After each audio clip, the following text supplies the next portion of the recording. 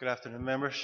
I want to welcome everybody to September's Planning Committee meeting, and I hope everybody had a nice break and have come back refreshed and eager to go. Um, I'm going to, without further ado, I'm going to hand over to Maura to take a roll call. Thank you, Chair. Members are hereby summoned to attend the monthly meeting of the Planning Committee held in the Chamber Wednesday, the 2nd of September 2020. Councillor Jason Barr, Councillor John Boyle, Alderman Alan Breslin, Councillor Angela Dobbins, Councillor Paul Gallagher, Councillor Sean Harkin, Councillor Christopher Jackson, Councillor Dan Kelly, Alderman Keith Carrigan, Alderman Hilary McClintock, Councillor Kieran Maguire, Councillor Philip McKinney, Councillor Aileen Mellon, Councillor Sean Milley. Thank you. Thank you, Maura. Members, I'd like to remind everybody who's in attendance that this meeting will be broadcast live via Council's YouTube channel and will be available for viewing by the public and the media. The broadcast will also be available for repeated viewing at a later date. This broadcast may be terminated or suspended in accordance with Council protocol. By participating in the meeting, you're consenting to being filmed and to the use and storage of these images for broadcasting or training purposes and for the purpose of keeping historical records and making those records available to the public. A copy of the Council privacy notice may be found on the Council website at www.derrystrabane.com. I'm going to move on, members, to declarations of members' interests. Members, there's a declaration of interest form in front of everybody. If there's any business on today's meeting that you need to declare an interest in, not only do you need to orally declare in front of the meeting, but there's a requirement to fill the forms in as well. So members, is there any declarations of interest? No? Thank you, members. I'm going to move on to chairperson's business. There's just a few items that I wanted to raise. I've had requests from Councillor Boyle and from Councillor Mellon for site visits in respect for some of the applications that are in front of us today. Which I have accepted after discussion with the head of planning. So items number 7 and 9 have both been deferred for site visits following requests from members of the planning committee. Members, I'm just again I want to welcome everybody back, and I want to draw your attention to a safe system of work which has been comprised by officers, and I want to thank officers for the work that they have carried out in planning to allow us to have a physical meeting. There's a considerable number of speakers for today's meeting, and all the speakers are now in attendance in the green room. So what I'm asking members to do is to refrain from using the back stairs and to keep the back stairs free for those applicants, agents or objectors who wish to address the committee. If members need to leave the chamber for to go to the restroom or to go out and take a comfort break, could I ask members to use the main doors here.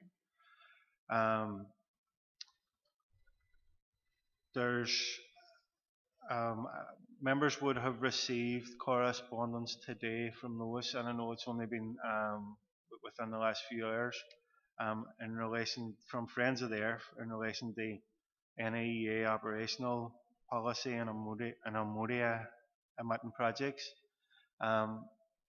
I just want to draw members' attention to that correspondence, and they let members know that there will be a report brought back the next month's planning committee on that issue. And now I'll hand over to Maura, and Maura's going to just go through the running order. Thank you, Chair. Members, as items 7 and 9 have been removed, and obviously what we try to do is facilitate the items with speakers.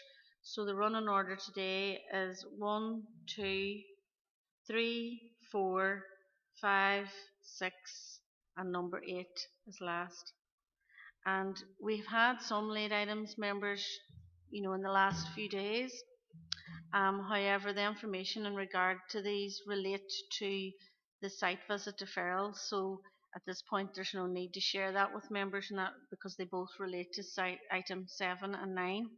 So we don't need to discuss that or have that in front of members before the items today because they won't be dealt with. Thank you. Thank you, Maura. I'm going to move on now, members. The matters arising from the minutes of the meeting held on Wednesday, the 1st of July. Any matters arising, members? No.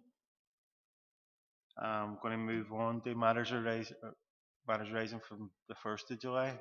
Councillor Kelly. Okay.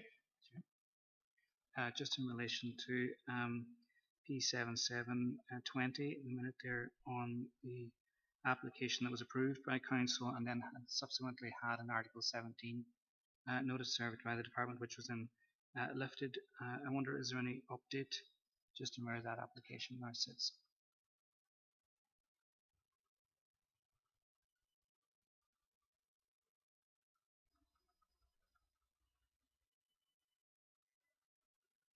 Yeah. Chair, just through the chair, that application we sought legal advice. If the last meeting we discussed this, and as a result of the legal advice, we're considering the position before proceeding. There are two elements of that we need to consider, and we will hopefully be progressing that pretty quickly in the next few weeks. But we have a position on it. We will be progressing it.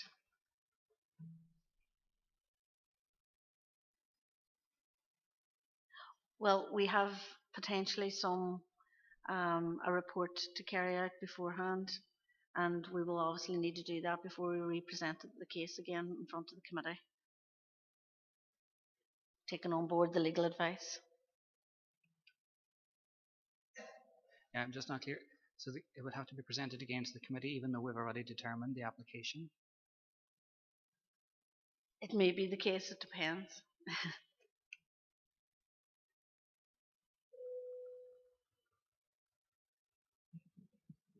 If you wish to raise that matter again on confidential business, I'd be happy to explain briefly what the content of the legal advice is at that stage and then provide more information to members as to how we're progressing it, if that would be okay.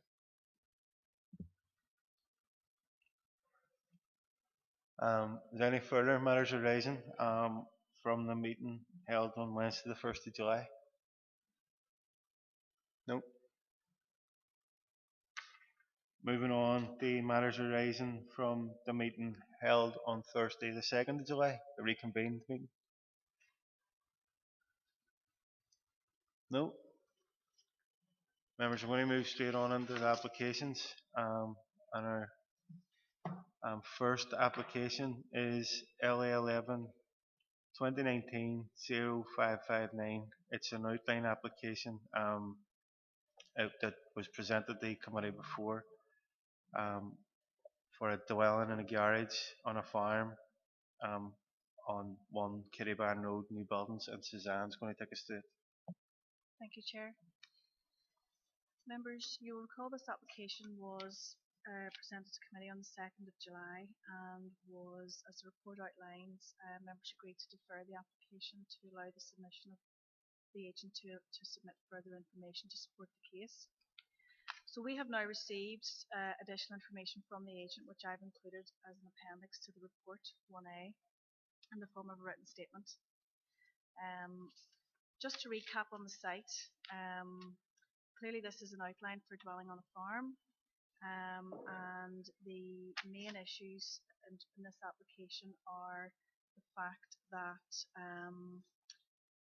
DARA have advised that there's no record of active farming for 6 years.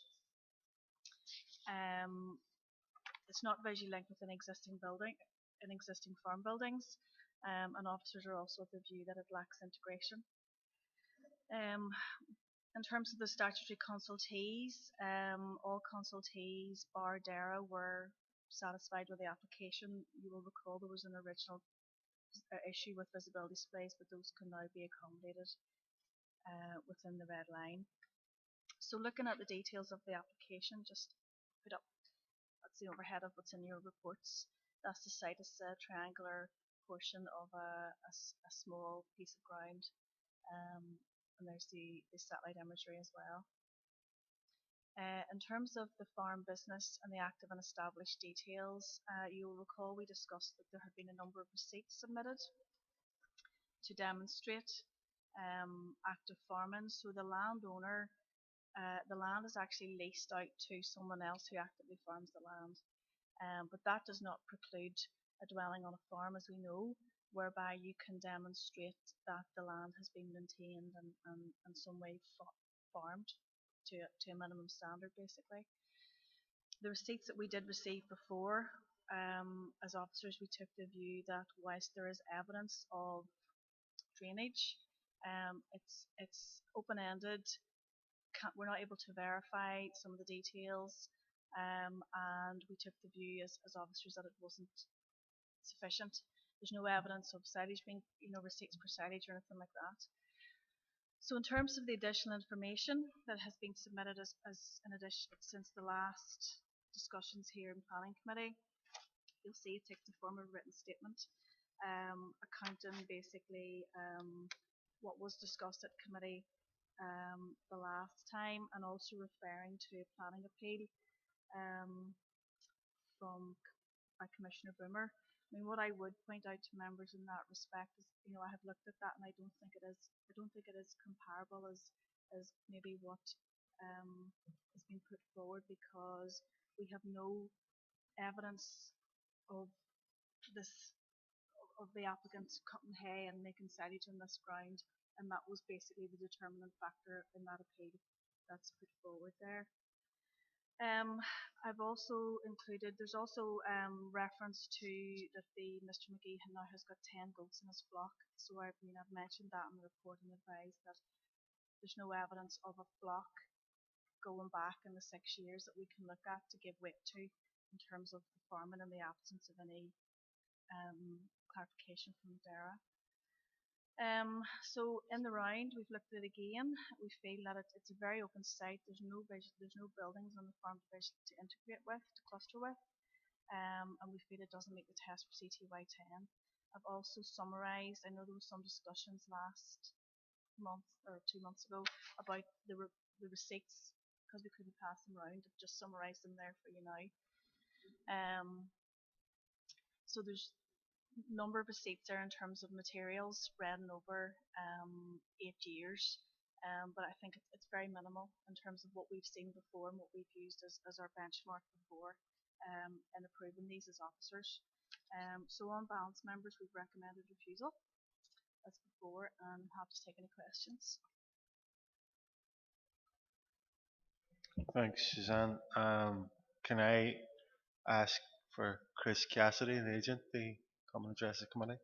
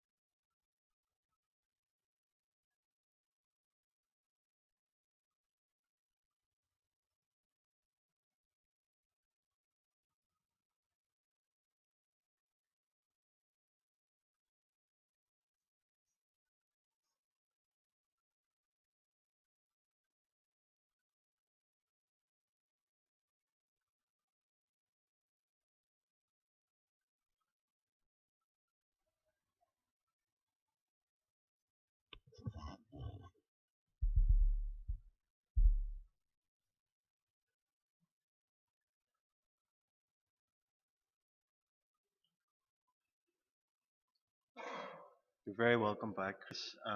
You've 5 minutes to address the committee.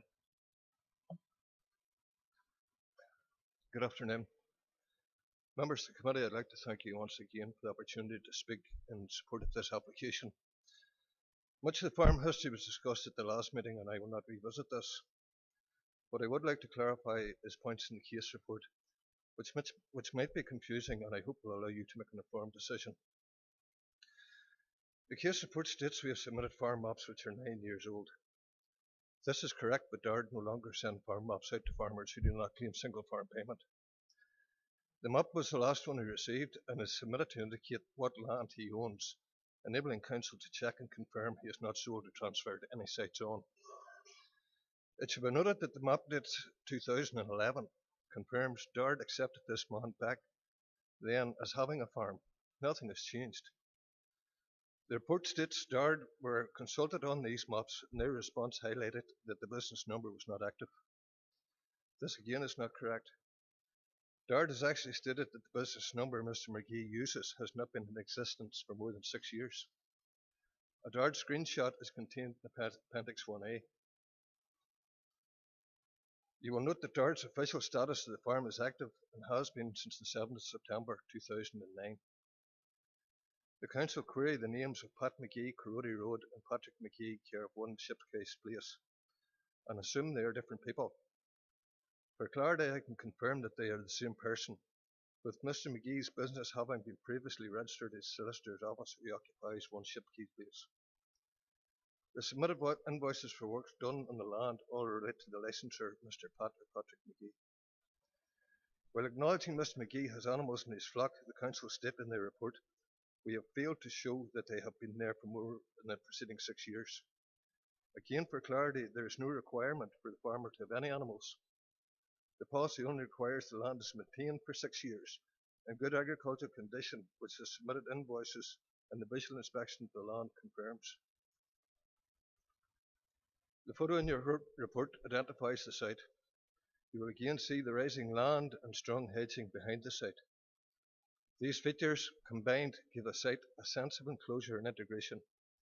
Council confirm in their report that a site here would not cause a detrimental change to the rural character. In summary, the applicant, Mr. Pat McGee, has a business ID number, a flock number, and animals in his flock.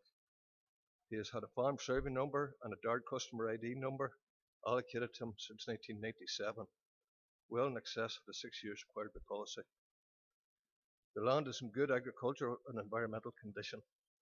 The submitted invoices clearly show that monies have been spent over the years and demonstrate the farm business is currently active. For these reasons, I would ask you to reconsider the application in the spirit of the policy and allow this applicant to build his home. Thank you. Thank you, Mr. Cassidy. Members, any questions? No? Any questions to the officer?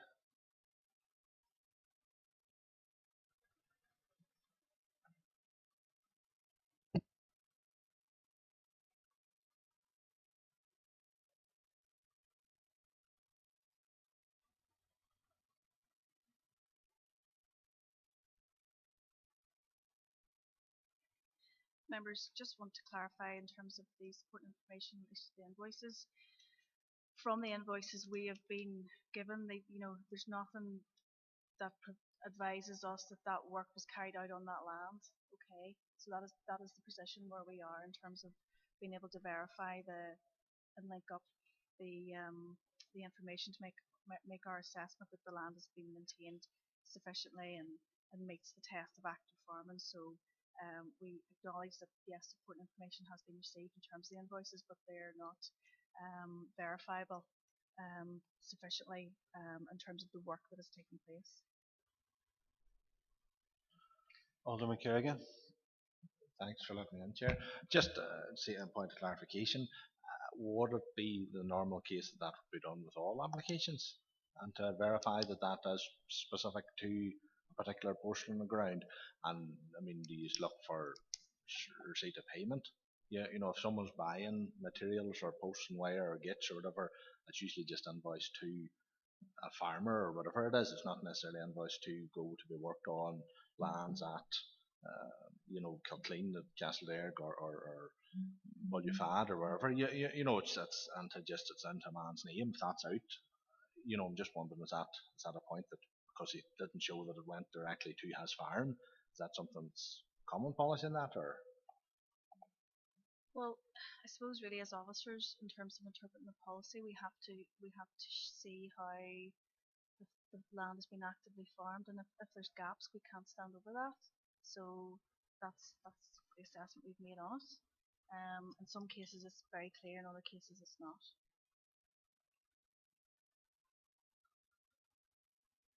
Councillor Maguire. Chair, thank you, Chair. On the farm holding, is there any other sheds on the farm holding? Do you know? Not that we're aware of, Councillor McGuire.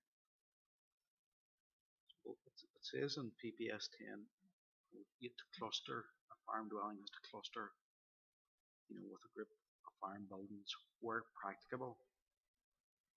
So it wouldn't be practicable to cluster with a group of farm dwellings in this farm because there is no actual farm dwellings.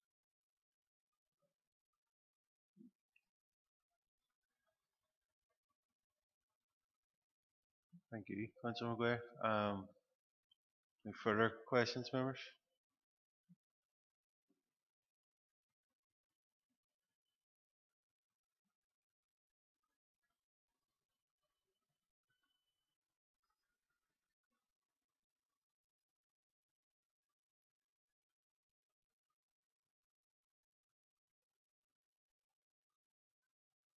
Councillor Maguire. Chair, I would take the view that the receipts and the name of the farmer were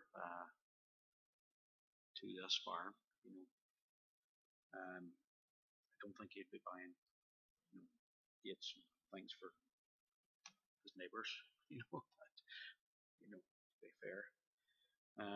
So I propose we don't accept the officer's recommendation. I propose that we accept that the receipts are for this parcel of land. As I said in CTY 10, you cluster with a group of farm buildings where practicable. In this case, it's not practicable to cluster with a group of farm dwellings because there is no farm sheds on the holding. And as the agent has pointed out, there is a backdrop of a strong hedge in the back and the side of the site. Fair enough, it probably could be better, but I believe he's working with what he can and doing the best and being as sympathetic as what he can, putting it back into the corner of that field. He could have, chances are, put it along the roadside. Policies would be the same. So on that, Chair, I propose that we don't accept the officer's recommendation. Thank you. Alderman Kerrigan. I'll second Councillor Maguire's proposal, Chair. Okay, just for clarity, Councillor Maguire, you're proposing that we approve the application in front of us. Alderman Kerrigan, are you content to second that? Members, if there's no further comments or questions, I'm going to put that to vote. All those in favour? There's a proposal to approve the application in front of us, subject to conditions. Go ahead. Through the chair, are members content for standard conditions in terms of time, landscape and roads? Is there any specific conditions in terms of size of the house? It's quite an open roadside site, would be the answer.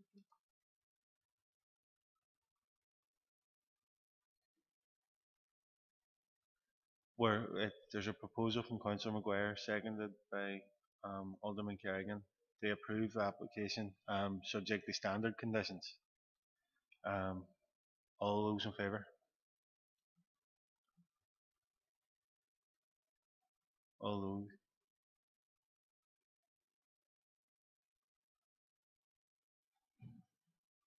Can I ask members just to keep their hands up?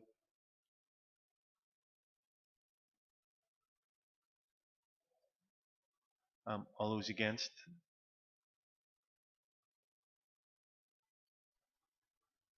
Abstentions?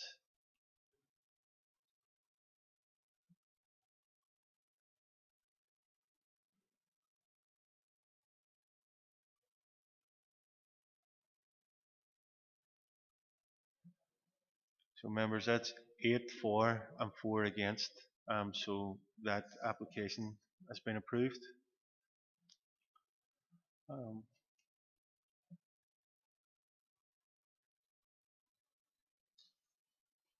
going to move on now to item number 2 is LA11 2018 01205F.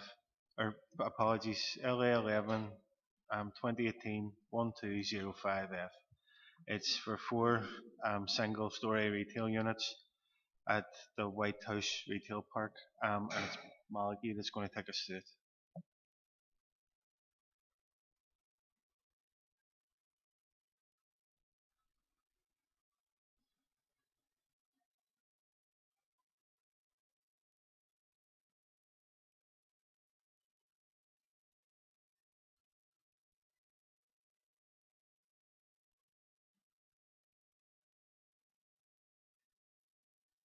Members, can we give it a minute until the speakers that have requested speaking rights get the opportunity to come into the chamber to hear the item being presented?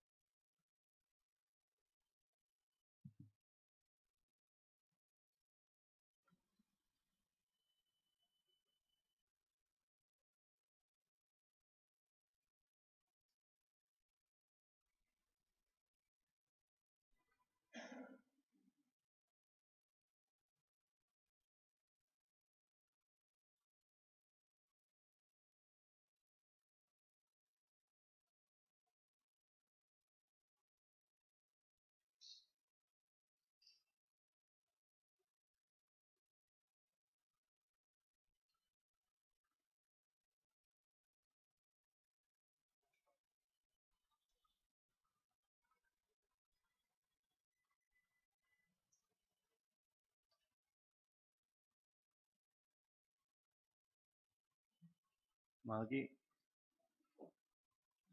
Thank you, Chair. Good afternoon, members. This is item 2, LA11, 2018 1205F. The proposal is for 4 single-story retail units and associated car parking within a vacant land. Proposal also includes a new access road to be located between the rear of 1 Temple Court and 6 Upper Gallia Road. Access being taken from Upper Gallia Road. And the recommendation is to approve.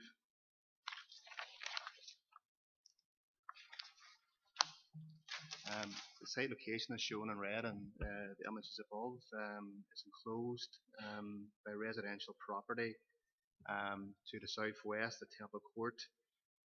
Existing commercial property at White House Retail Park to the north and northwest. And existing residential single dwelling at 6 Upper Gallia Road to the northeast of the site. The land at present is currently a mixture of hardcore scrub with a boundary along the residential properties at Temple Court, and some mixed vegetation along the boundary with 6 Upper Gallia Road, and the boundary with the retail park is undefined. and there's an existing parking area to the northwest immediately. Um,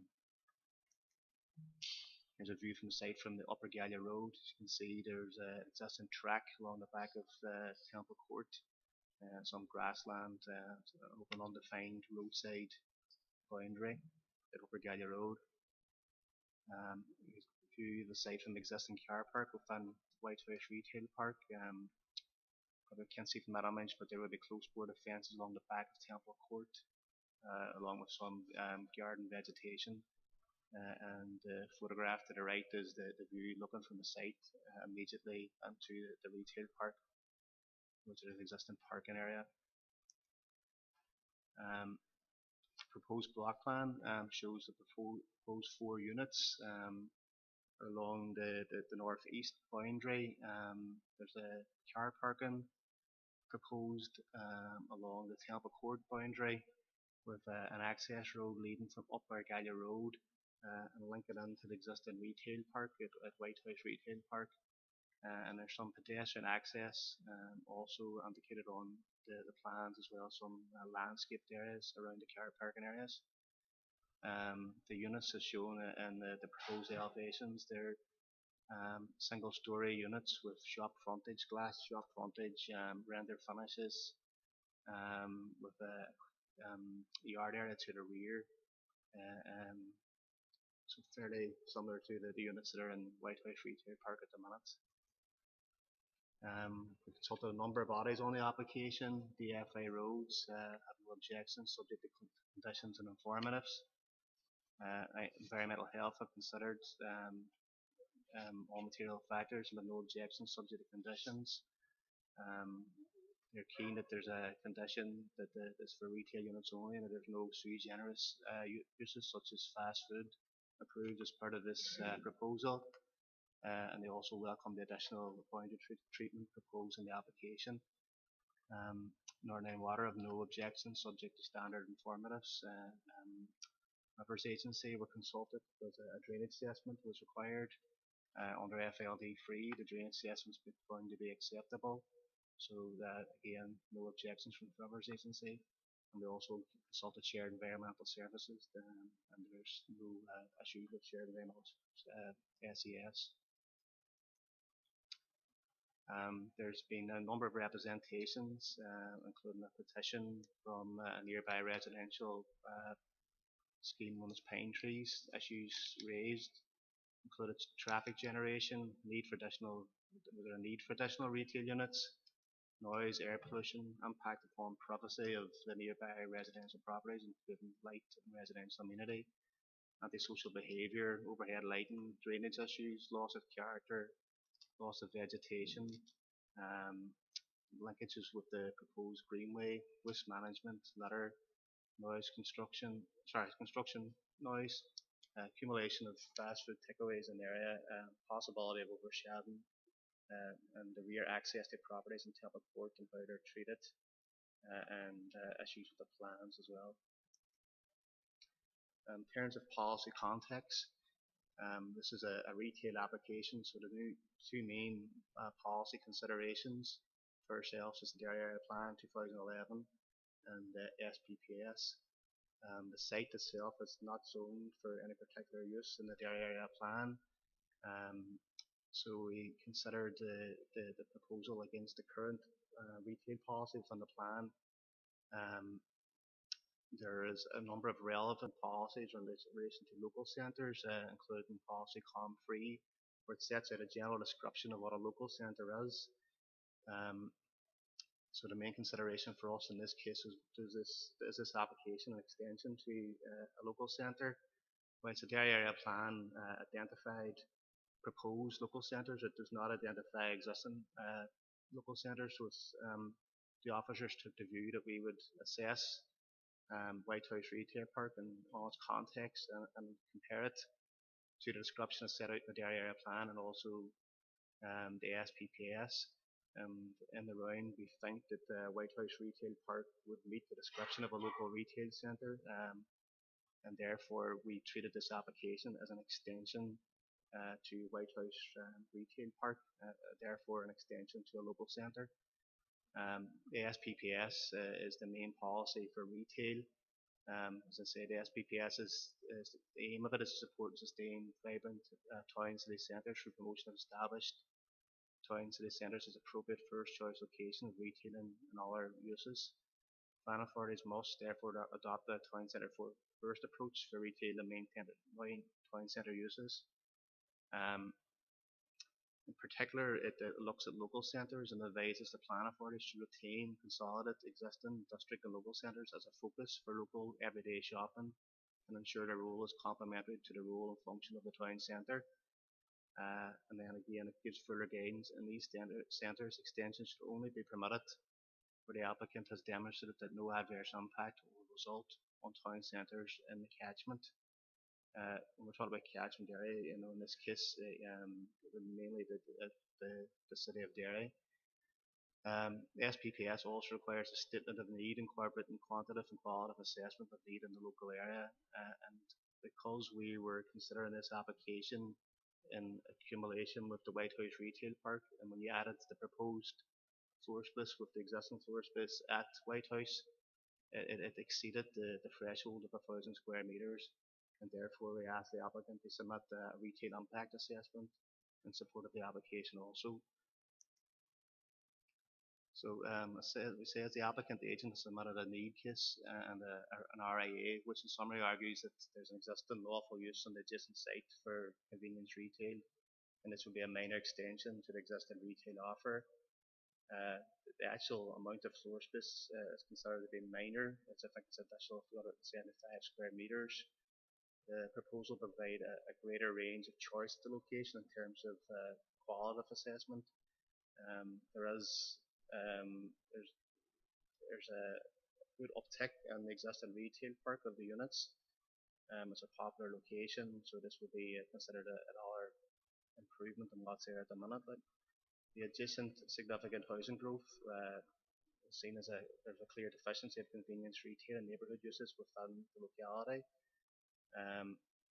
And the main consideration in terms of retail impact, the case put forward in the RAA and the supporting cases that the proposal will not have an adverse impact on either the town centre, nearby local centres or district centres, or committed centres, such as the ones identified in the Derry Area Plan at H2, for example. And the main reasoning which we supported was that the proposal is only for a very small amount of additional retail floor space, and when you looked at the impact that would have on existing centres, we believe it wouldn't be have a significant adverse impact. Other considerations set out in the SPPS when dealing with with retail applications is our residential amenity design, drainage, storage of funds, lighting, delivery areas. The proposal as shown in the block plan will provide a 2.5 metre screen fencing along the boundaries of Temple Court and 6 Upper Gallia Road. This is considered that this will provide privacy and assist with noise attenuation. It will be similar to the existing boundary that exists between the retail park and Knockina. There's an image on page 30 of the case officer's report. It's a close border fence and you can't see through it, 2.5 metres. Deliveries will be limited to between 6 AM and 11 PM. This will be a proposed condition of the application. EHD have no objections in relation to noise. The design and layout will be similar to the existing units at the local centre and the layout of the local centre. Drainage assessment submitted and cleared by Rivers Agency. Overall, we're content that the proposed design drainage will not result in an unacceptable impact upon the environment. And with the additional boundary treatment proposed, it is not envisaged that the proposal will cause any significant adverse impact on the amenity of the residents within the area. So, having considered all material considerations, including the development plan, the plan policy, surrounding plan history, the third-party representations, officers are content that the proposal is acceptable in terms of need. It will not have an unacceptable impact upon protected centres. It will not have an adverse impact in terms of traffic, noise, drainage, and residential amenity. Thank you, members. Thank you, Maggie. Can I ask Jim O'Hagan to come up and address the committee? You're very welcome, Jim. You've Thanks got very much. 5 minutes. Thank you. Good afternoon, members of the committee. I'm here to represent the people in Pine Trees and my neighbour Jim Key in number 6, who I see him not here today, so I think I'm speaking for everybody concerned, including the people in Temple Court. I note with interest that all the agencies that were consulted and have no objection. Nobody consulted the people who live there. Nobody consulted the people who will be affected 24/7 by whatever is built in that area. I just want to point that out. The first thing I noted was, it's our contention that the applicant has failed to establish a prima facie need for the proposal. If you look at the area and look at the retail outlets within, I work in Seagate and I can be at my desk in 3 minutes from my house in Pine Trees. Most of the retail outlets are between my house and Seagate, so that puts them even closer than 3 minutes. So say within 2 minutes in a car, 10 minutes walk, we have the whole White House retail complex there, which has 4 different takeaways: hairdressers, butchers, chemist, chill off license, bookies, anything you want. Up the road, we have the range, we have Donnell Mill, we have Dunn Stores, and at the top of the Skeg Link, we have the new Eurospar. So I fail to see what further retail need there is for this. So we don't think that he's established a need. The local centre, he's stating that land is an extension of the local centre. That's if you give that Whitehall retail part meets the local centre qualification. It's outside the area for the local centre in the DAP 2011. But anyway, if we give that, it's not really. It's a totally separate area. It's been zoned as a white zone. It hasn't been zoned as a commercial area. It has no history of being zoned as a commercial area. It has no history of any applications to treat it as a commercial area. It is totally surrounded on 3 of the 4 sides by residential dwellings. So we would dispute that as well. The other the three things that we're challenging it on is an increase in noise, an increase in traffic, and a substantial change to our residential environment. We think that'll be caused by this. The existing retail park already produces considerable noise in the early hours from the boy racers together there. That car park there is their local headquarters, and you can hear the snorts into the early hours of the unmuffled exhausts. The proposal here will put 2 further car parks, one each side of the proposed retail units, another lovely gathering place for them. So they'll now move from up there to directly behind our houses. Also, there'll be an increase in, so we'll get an increase in noise from that. We'll also get an increase in noise from deliveries. They say deliveries will be limited to 6 a.m. to 11 p.m. Well, I and a lot of others there work very hard all through the week, and I don't want to be woken at 6 o'clock in the morning, and neither do my neighbours, by a delivery lorry and reversing alarms. We note that that he also stated that no HG vehicles will be involved in the deliveries to the retail units. Who's going to police that? How can he say that? I look at all the delivery lorries all the delivery vehicles that deliver the existing retail units in the area, and I can tell you they're all 40 footers. So it's not going to be any different there. Increase in traffic. The proposed access road worries us greatly, because you're now going to make a nice little road from the Upper Gallia Road across to the rear of the White House retail park. So everybody will be cutting off down through the first roundabout on the Skeg Link there. You can get that little access road in there. It takes you right down past Pine Trees and Woodbrook, right in, and then you have a nice wee access road then taking you in there. And when the Buncrana Road's dual, that's going to become a shortcut. That road is still a small country road.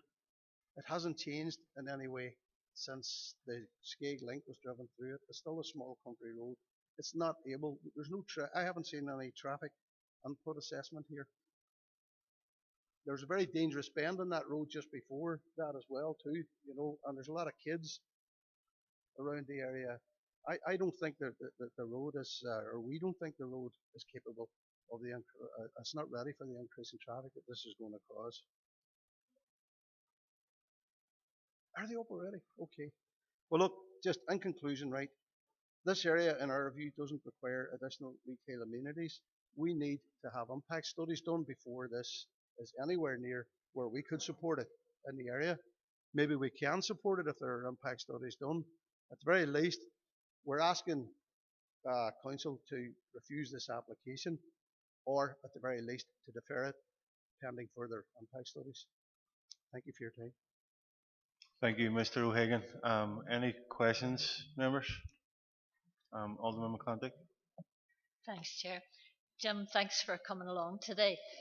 You referred to this piece of land, obviously the concerns you have about noise and traffic, but is it right that is this land at the moment, it's wasteland? Are there boy racers and people using it at the moment? Would it be of any benefit to the local people if this was regulated in a sense? It might be, as long as it was regulated properly. I mean, there are other uses it could be put to that might be better. I mean, if we talk about need, what we need in the area is maybe a play park for the kids or something like that. If it was put to that kind of use, where it wouldn't be an access amenable to the elements that we talked about. But make no mistake, this isn't something that might happen. As soon as this car park is constructed there, it will happen because it's happening over in the other one as it is.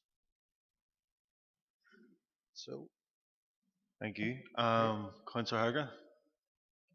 Thanks, Chair. Yeah, thanks for coming in, Jim. And I commend people who get involved in these issues as well. So I've got a couple of questions. Can you give us a sense of just how strong the feeling is from residents around there about the issue? Because I think you said you helped organise a petition. Yeah. I mean, have people talked about what they would like to see put in that area? Because you just mentioned the play park, and I'm wondering what kind of provision exists around there already. And this is an area that we know where there is a lot of plans for more development, housing. Yeah. And I'm sure people are thinking about that as well, and about what that's going to lead to in terms of congestion. So that would be useful to hear. And so you're saying you would actually be open to a development plan, but that you feel like there needs to be. How has the engagement been with the people that actually live around there? Do you feel there's been enough of an engagement? There's been none. We get notified. We got notified by letter by council when the planning application went in, but there's been no engagement by the applicant with us. The feeling is very strong there. One of my neighbours actually, he said to me the other day, that's it, Jim. He says, if this gets in the way, he said, I'm out of here. He said, I'm just gonna pack it on. He says, myself and the wife will move back over the border. He is a dairyman, The other neighbours, they feel the same way. I feel we're screened a little bit by, from view of it, because there's a good vegetation screen along there. Not so much in the winter when the leaves fall off the trees, then you can see out into the lane. But during the summer, there's a good vegetation screen. But the people in Temple Court will have none. It'll be right up against their back walls of their garden. So the feelings are fairly strong there. And you're asking about what we would like to see there. Well, Jim Keys, the guy that owns Number 6, Jim's a very socially responsible guy, and I don't know whether it was his proposal, but he's actually agreed, and he owns that railway line, the old Loxwilly railway line. That's part of it's his garden, but he owns that down practically to the border, and he's agreed to sell that to council to make a nice greenway and a walk out there. So, if there was something there that could add to that, rather than something that will take away, that piece of land could be developed very nicely and maybe become a good social amenity.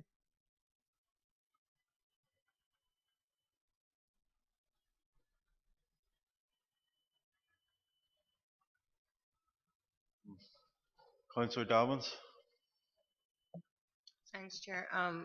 To be honest, I just had my question answered. Jim, thanks for coming along. Not at all. Definitely hearing you Mhm. because I know the area well. And with the traffic in particular. Do you not on now you did say that there would be a shortcut. Mm. It would be used as a shortcut, and I'm seeing where you're coming from. But I do have to argue the point that that roundabout now has alleviated quite a lot of problems. Oh, With sorry, with that Skeg, with the Skeg Road area, and actually when you can't get out of Woodbrook, you can actually access onto that Skeg area and get onto the roundabout, which is really good. 100% agree. I do understand.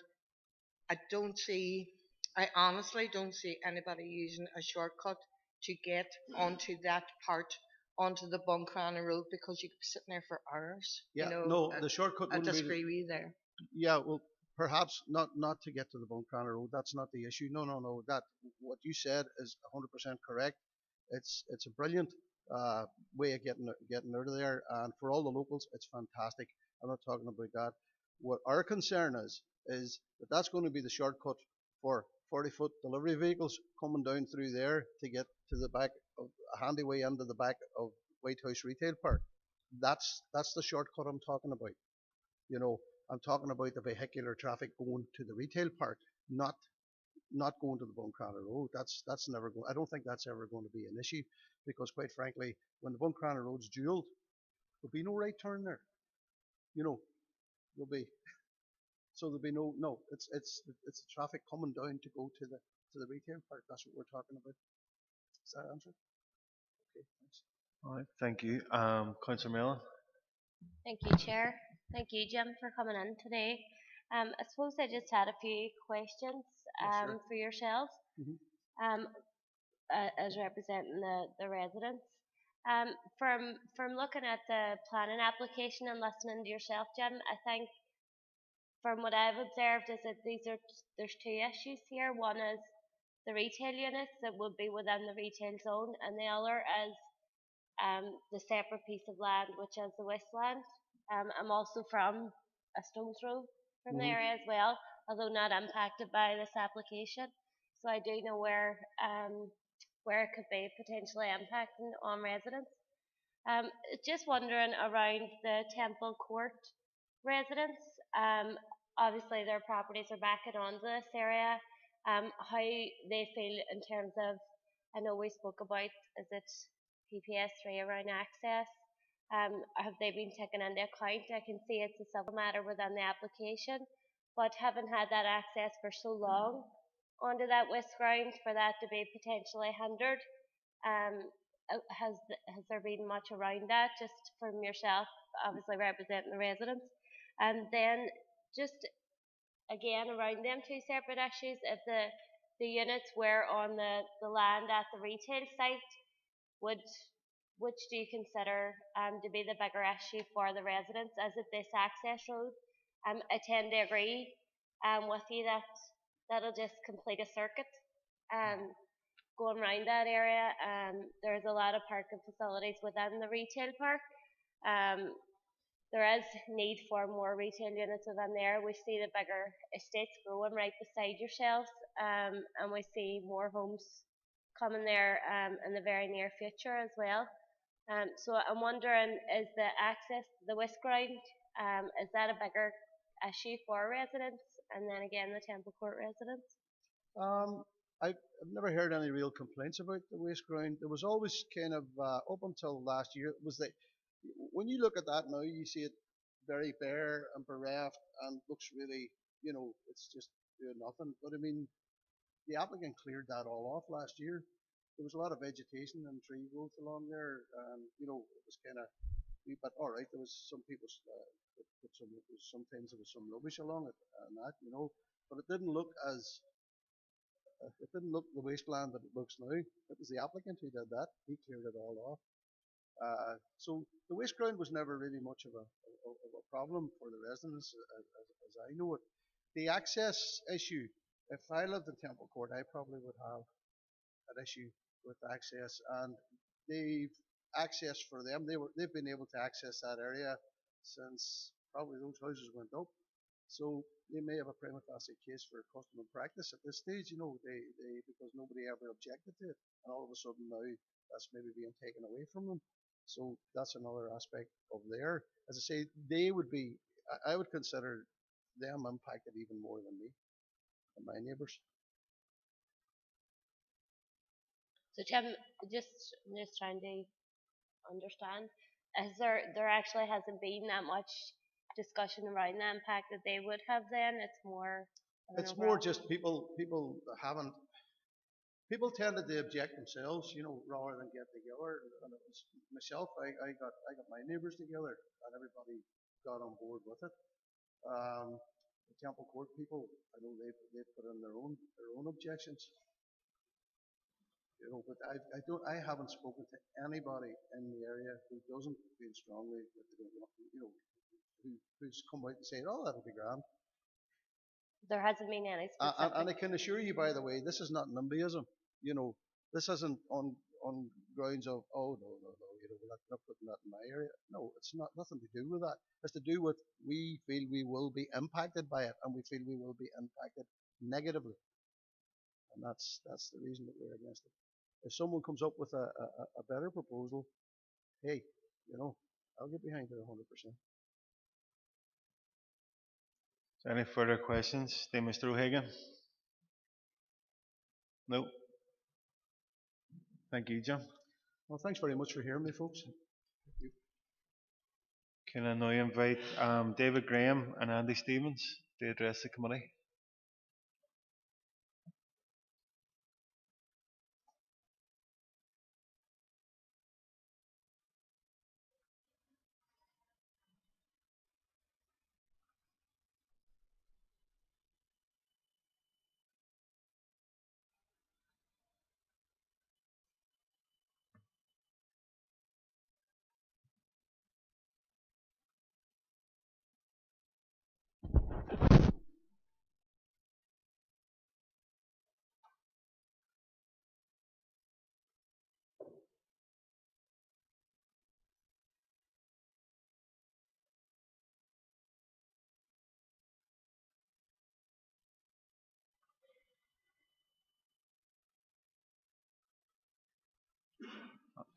You are very welcome to address the committee. You need some 5 minutes.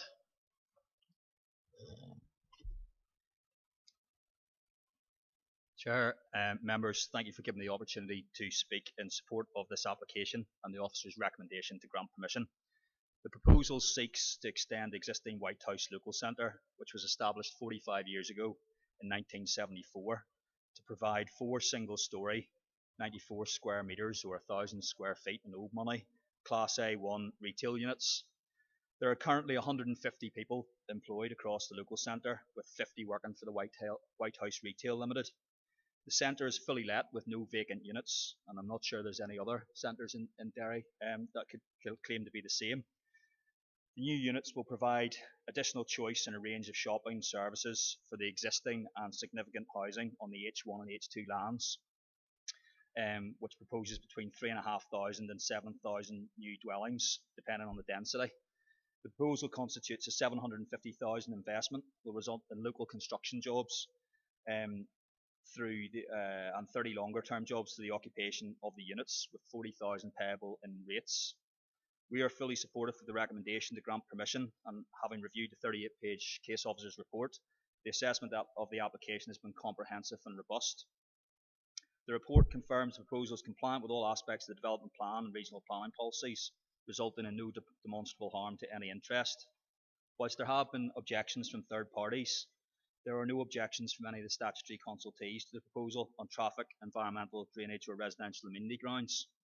No evidence has been presented by the third parties to the contrary of these expert opinions, and the points raised appear to be of a generalised nature.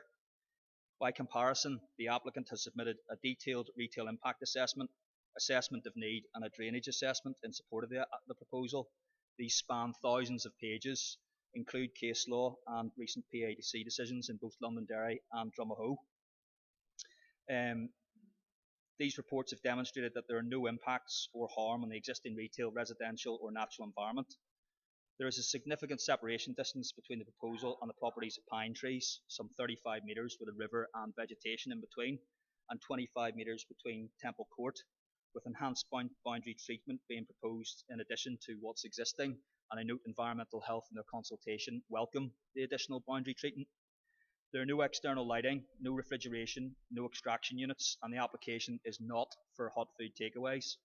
The land is currently in a derelict state and used as a cut through to the retail park, so it will be brought into positive use at a time when jobs and investment are critical.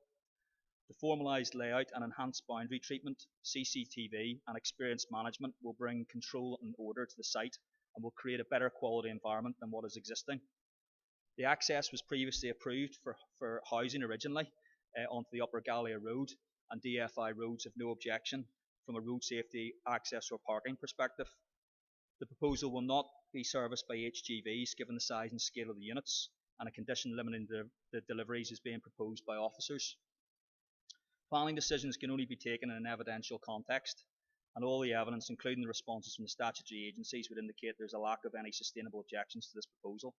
The planning officer's report engages with all the relevant matters, considers them with balance and against the correct evidential context. It reaches a conclusion to grant permission that is both sound and lawful.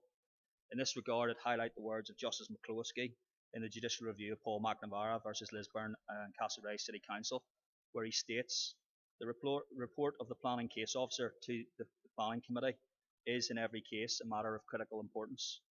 I would ask that you please endorse the officer's recommendation for conditional grant of permission for a highly experienced and established retailer, which will result in immediate investment and local jobs at this very uncertain time. Thank you for your time, and I'm happy to answer any questions that you may have.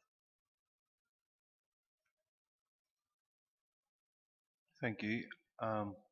Councillor Boyle. Thank you, Chair. You're very welcome, gentlemen, and Jim, obviously, thanks for coming along as well today. I really just want to concentrate on the size of the units as compared to the size of the area that's proposed for parking. Going by the diagram that I have in my papers, it certainly seems that the parking area is substantially bigger than the retail unit area. Can you tell me what is the size of the parking area and how many vehicles might one expect to have parked there if they were all parked at the same time? Through you, Chair. Thank you, Councillor Boyle. The parking indicates that there's 104 spaces to be provided. Okay, 98 is what's required in terms of the parking standards document. And if you look at the case officer report, I think it indicates that 48 of those spaces are an overlap with the existing retail park. So where Doherty's and the Man Cave is, to the sort of I think it's the northwestern end. There's 48 spaces that are going to be shared because obviously the site physically runs into the existing park. So that's the level of car parking. Okay. Just supplementary to that, then, just so as I'm clear, and others perhaps are clear as well. As currently stands, are any of the parking spaces that are proposed here, are they in existence at the present time?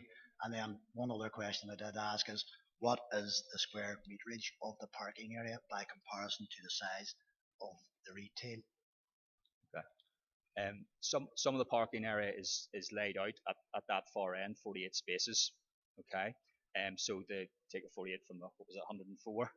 So it's 56 or something thereabouts. Sorry, on the hoof miles. So they're there, but so we're proposing 56 new spaces in addition to those. In terms of the size of the retail units, they're 94 square meters, 377, 4,000 square feet in old terms. You're talking of, I believe the site is 0.44 of a hectare. So what's that going to be in square meters is really testing me. Possibly 5,000 square meters. So it's in accordance with the standard, Councillor Boyle. Obviously, if we put a efficient park in there, then road service would say there's not enough. We accept that a lot of the trips are going to be by walking, given the significant amount of residential development in the vicinity. But we've obviously given the full standard of parking, because there is people that may come from further afield or be passing. There's a lot of bypass trade there along the Buncrana Road, coming into Derry and going out. So that's why we provided it. I'm sorry for taking them one at a time, but I think it's important that we do it that way in this instance. And then one more question. Obviously, there is a condition here for a 6 a.m. to, I think it was 11 p.m. Delivery. What is the current arrangement for the existing retail units there for delivery? And I will declare, I kind of do believe that 6 a.m. is a little bit early for deliveries, but we'll come to that later. I can't tell you off the top of my head what they are, but generally environmental health apply from 11 p.m. to 7 a.m. In this case, I agree with you. They've gone 6 a.m., which I would say 7's generally 11 till 7 is generally the condition. Now that's obviously a matter for yourselves as a committee to change that. There's no issue from our end of things, and that makes it a little bit more reasonable. That people would be getting up at that time and moving forward. So that would be the standard condition environmental health would say in terms of operational and delivery. Thank you. Councillor Mellon. Thank you, Chair. Probably not too far off the questions Councillor Boyle already had, but if I understood you right, so the Waste Ground would provide 56 extra parking spaces, and is that what's needed for 4 units? Yes, in conjunction with the 48, because they've been provided over and above what's there. They're on the ground because he's provided those already as part of the additional units, or the existing units, sorry.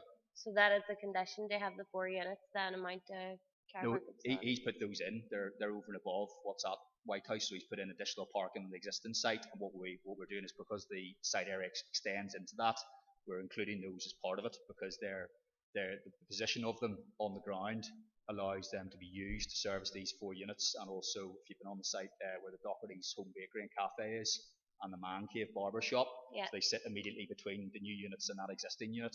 So we've taken those in as part of the overall allocation to provide an oversupply of car parking. And see, in terms of the access or privacy for residents at Temple Court, can you explain how that boundary will protect that privacy or access a wee bit more for me, please? Certainly, through you, Chair. So there's existing boundary planting and a fence, close border timber fence. I think it's about 1.8 metres to 2 metres. And then at the further end, as you go towards the upper gallery, there's a wall, and it's possibly about 2 metres in height. What we're proposing is inside of that, on our own land, on the applicant's land, we're then going to erect a 2.5 metre close bordered acoustic fence, which is what we have at the other side towards Knockina. Where it's in closer proximity, same height and proposed fence. Now, environmental health in their consultation have welcomed that, because in their opinion they feel that would reduce the potential noise, car headlights and all of that. So we're putting in additional screening to try and mitigate over and above what's existing on the ground at present, which is obviously, hopefully that answers your question. Thank you. Just a supplementary one to that would be that has Temple Court residents been notified, given it is so close in proximity to their residents? And just finally, so we don't have to come back again, Chair, I tend to have issue as well with the 6 a.m. to 11 p.m.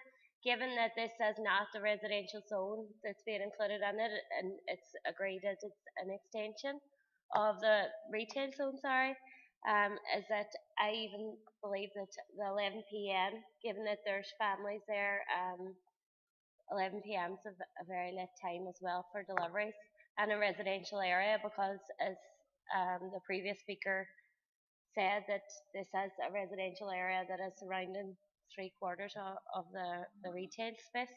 So just in terms of them two things, and that's me. Thank you, Chair. Through you, Chair. The residents all were consulted as part of the formal application. Obviously, because it's a local application, not a major application, we didn't have to do any pre-community consultation that you would normally have. On larger scale applications that would raise more significant issues. In terms of the timings, we're not adverse to an alteration of the conditions, and that's obviously a matter you can delegate to the officers if you so wish. Most of the deliveries, from my understanding, retails tend to come in the morning, bread, things like that. What they tend to do is, certainly for these sort of size units, they'll be much smaller, so there'll be more vans or potentially rigids, not HGVs. So, again, we don't have a problem with that. The operating times would be generally 11, but I could take a point on deliveries if you want to reduce that to say 10 o'clock, 10 till 7, so that no deliveries between that period. We're not adverse to that. You, Councillor McKinney. Thank you, Chair, for letting me in. Thank you, sir, for coming and putting your case. Just a couple of questions, really. Delivery lorries. You say that you've stated there will be no HGVs. What size? And I think you alluded there to some size like rigids. But when you say rigid, what do you mean? What's maximum weight you're talking about there? And what size you're talking about? You're talking of like a box van type thing, but a bit longer. If you, I suppose I'm using that as a common case because you use it for removals, with a drop down tail lift, and that would be the maximum. If you look at the drawings, you'll see the area that's been allocated for deliveries at the front of the retail units. It's not big enough. The site isn't big enough. There's no turning circle, so HGVs can't come in. So that would be the biggest vehicle. But because obviously this is there isn't end users defined at this moment in time. I can't tell you whether there's going to be a dry cleaners or a bar, a vape shop in there or whatever. So in terms of deliveries, it won't be anything bigger than that. That would be the biggest. But generally for units of those size, it would be a small van. So what are you saying is C1 license 7.5 ton maximum? Yes. Okay, we put that on record. So I missed that. That's okay. Right, construction noise. I'm a bit concerned about that as well. There's going to be a lot of building going on. And you stated they're just British standards, basically. What exactly is that? What exactly times for construction? Is it between certain times of the morning till evening, or what times you specify for construction work for these residents? Through you, Chair, in regards to construction, generally I think there's an informative that's been indicated by environmental health, but construction noise would obviously be deemed to be short term by its very nature, and would be applicable to if you was doing a house extension or whatever like that. Good site management and being friendly, as you say, in terms of timings, would make sure that there isn't an issue of any significant noise. Again, if you want to put construction on there, nobody's allowed to start on site before 7 o'clock, 7:30, 8 o'clock. That's fine. We don't have a problem. We're not trying to make the residents' life difficult here, but obviously this is an existing site, and we're looking to try and mitigate against the issues that are being raised. Obviously, environmental health have considered all of those points as part of the application and don't have any issues, and they obviously have their own legislation as well. But if it's more comfortable for you that you put those on as conditions, then we're happy to accept them. Can I just concur what Councillor Mell and Councillor Boyle said about deliveries of delivery vehicles between 6 and 11. That's a wee bit I would put between 8 and 8. It's different if you're in Tesco's, it's 24-hour service, and there's no real residential areas around. You're talking a lot of houses around here, and kids trying to get to sleep, and stuff, people getting up in the morning, getting kids ready enough for school and that. And I think 6 to 11 is totally out of order. Alderman McClintock. Thanks, Chair, and thanks for your report. Much of what I was going to say has already been covered, but first of all, I would say congratulations to your applicant for having a fully rented out site or whatever. I know some of it belongs to White House himself, but there's not many local centres could say that, so well done to them. I missed, and it was just myself, I was writing down the figure of the distance from the site to the nearest houses. Now, I caught the figure of 35 metres. I missed the other figure that you said. And the second query just would be, the gentleman before you spoke of the concerns that the residents would have about this being a through road. Could you comment at all on that for us? Thank you. Through you, Chair, certainly, Alderman McClintock. In terms of the distances, Pine Trees, where Mr. O'Hagan lives, as he indicated and accepted, is further away than Temple Court. We've indicated it's about 35 metres from the exterior of the proposed retail units to his house. In between that, there's a river and the vegetation that he referred to. In terms of Temple Court, it's about 25 metres building to building. So from the back door of the property to Temple Court to the front of the retail units is 25 metres, and that's the distances that we would indicate. In terms of the road, obviously at the minute it's being used with no control, and I take on board the points that have been raised, and not saying that it's not. It's being used as a through road and has been. What we're trying to do is actually, with road services input, and there has been amendments to the drawing as a result of road service comments, there's speed ramps been put in. They're being conditioned as going in, so hopefully that's going to prevent some of the boy racers racing through. But those are sort of social issues outside of this application. But it's down to, by putting that formalised layout in and by having operation and CCTV and an experienced operator, we're going to manage out the issues that we've currently got, because the site at the minute is just, you can just go in, there's none of that, so it's a betterment, and that's what we're seeking to do, is to provide a safe access for everybody, either by foot or by car. Thank you. Councillor Dobbins. Thank you, Chair. I too would like to tip my hat. There is not very many with, and I'm very familiar with that area, and there's no vacant lots. But that comes to my question is, well, you obviously have a business plan for these units that you want to erect. You have, well, there's conditions that there will be no detrimental against existing, right? So you are very broad spec down there. You have grocery, 4 different hot foods. Now they're different in their own right, and the hairdressers and what have you. You're also a stone throw away from the other side of the road, which has a small retail with the butcher and another central store. But you're also not very far away from the first roundabout, which houses, in the Skeg Road, it is the first, that houses Lynch's, which is a very large retail. So your business plan, it would need to be, for not to have a detrimental effect on these existing, including your own, right?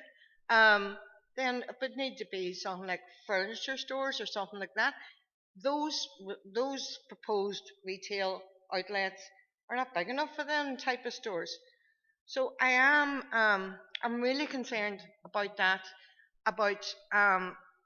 Obviously, well, I'm hoping that you have a business plan and know that you can't, in some circumstances, you can't divulge, but assurances need to be made that it won't be another grocery store or that is in the surrounding area. You had said also that there was a high expectation of majority of people would go into access by walking rather than cars. Well, that sort of indicates grocery shop, or something that, if you were going to look at furniture or something like that there, then you go by car, you're doing the rounds of the city. But by walking there, then it has to be like a local produce that is easily sold to locals. And 35 meters, and now you're saying 25 meters. Well, I have a garden bigger than that, and I don't think that's very big of an area. That there should be maybe a wee bit more screening for the residents. It would, to finish it off, it would also be very nice, and this goes across the board for developers, no matter how big or how small the development is, to do consultation with residents, especially in a built-up area as White House is. Thank you. Through you, Chair. Correct me if I've got the questions wrong. I'm sure you will do. Firstly, thank you for saying about local centre. Normally I'm in front of you objecting to out of town developments, as you all know. So it is great to see a retail unit and a retail centre, local centre like this that's full and it's wanting more space. In terms of the units, the Doherty site, when it was granted, the Doherty's Home Bakery in the Man Cave, when it was granted permission, it was 2,000 square feet, and David Barber started building it out, and he didn't know who was going to occupy at the time. So obviously the 2,000 could have gone for two 1,000 square meter or square feet units, 4 500, or a combination of 1 and 2 500s. You take the point. So he had some walls put up, and at the time he had to adjust it, and I think in the end the bakery took 1,500 and the man cave took 500, and that was how it was split. In terms of the units, obviously he does have a business plan. He's wanting to build them. He's had interest from some of the existing operators about possibly looking to take maybe 2 units together and things like that.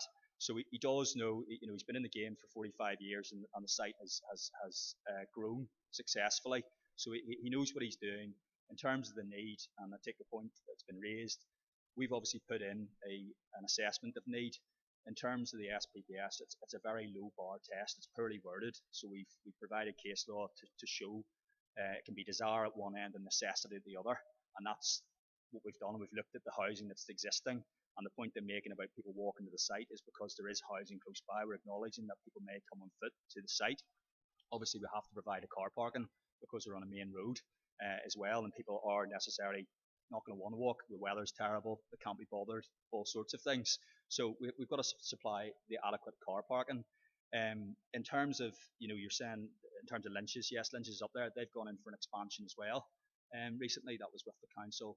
It's just under the radar in terms of the sizing, so they didn't have to put in the full retail impact assessment, etc. There's nearly 7,000 houses going in, on H1, H2 land. Some of them are built. Obviously, Lynch's is there, and that's up and running, and we're here. The H2 lands across from White House, I think it's 3,500 is the maximum. If you take 1750 at 15 houses per hectare, and to a maximum of 30 houses in terms of density, gives you a range of about 1750 to 3,500 houses. So the units are full. There's people looking for demand, and that's why it's come about this proposal. So there's a definite business plan there. I take your point, and if I was involved from the outset, I would have spoken to the neighbours, and I would have said to them, look, this is what we're proposing to do.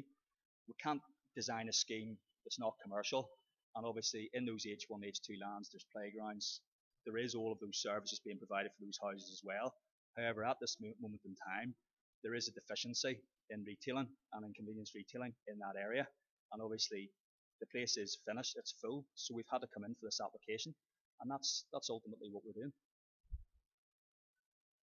Sure, thanks, Chair.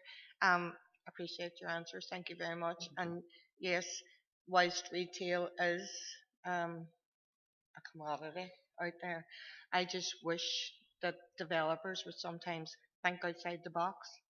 And while you're saying play parks, there's more that you can add to a community than a play park. Thank you. Councillor Harkin. Thanks, Chair, and thanks for your presentation. Yeah, I mean, I think you mentioned the kind of immediate benefit of jobs and construction, and I think that is something that we're all thinking about here. But we also, I think, have to very much look at the concerns of residents, and I think that admission about maybe a consultation should have happened is very, very important, because it seems to me that residents there they like the amenities that they have right now. And usually there's a lot of communities across the district where people are desperate for more amenities. So,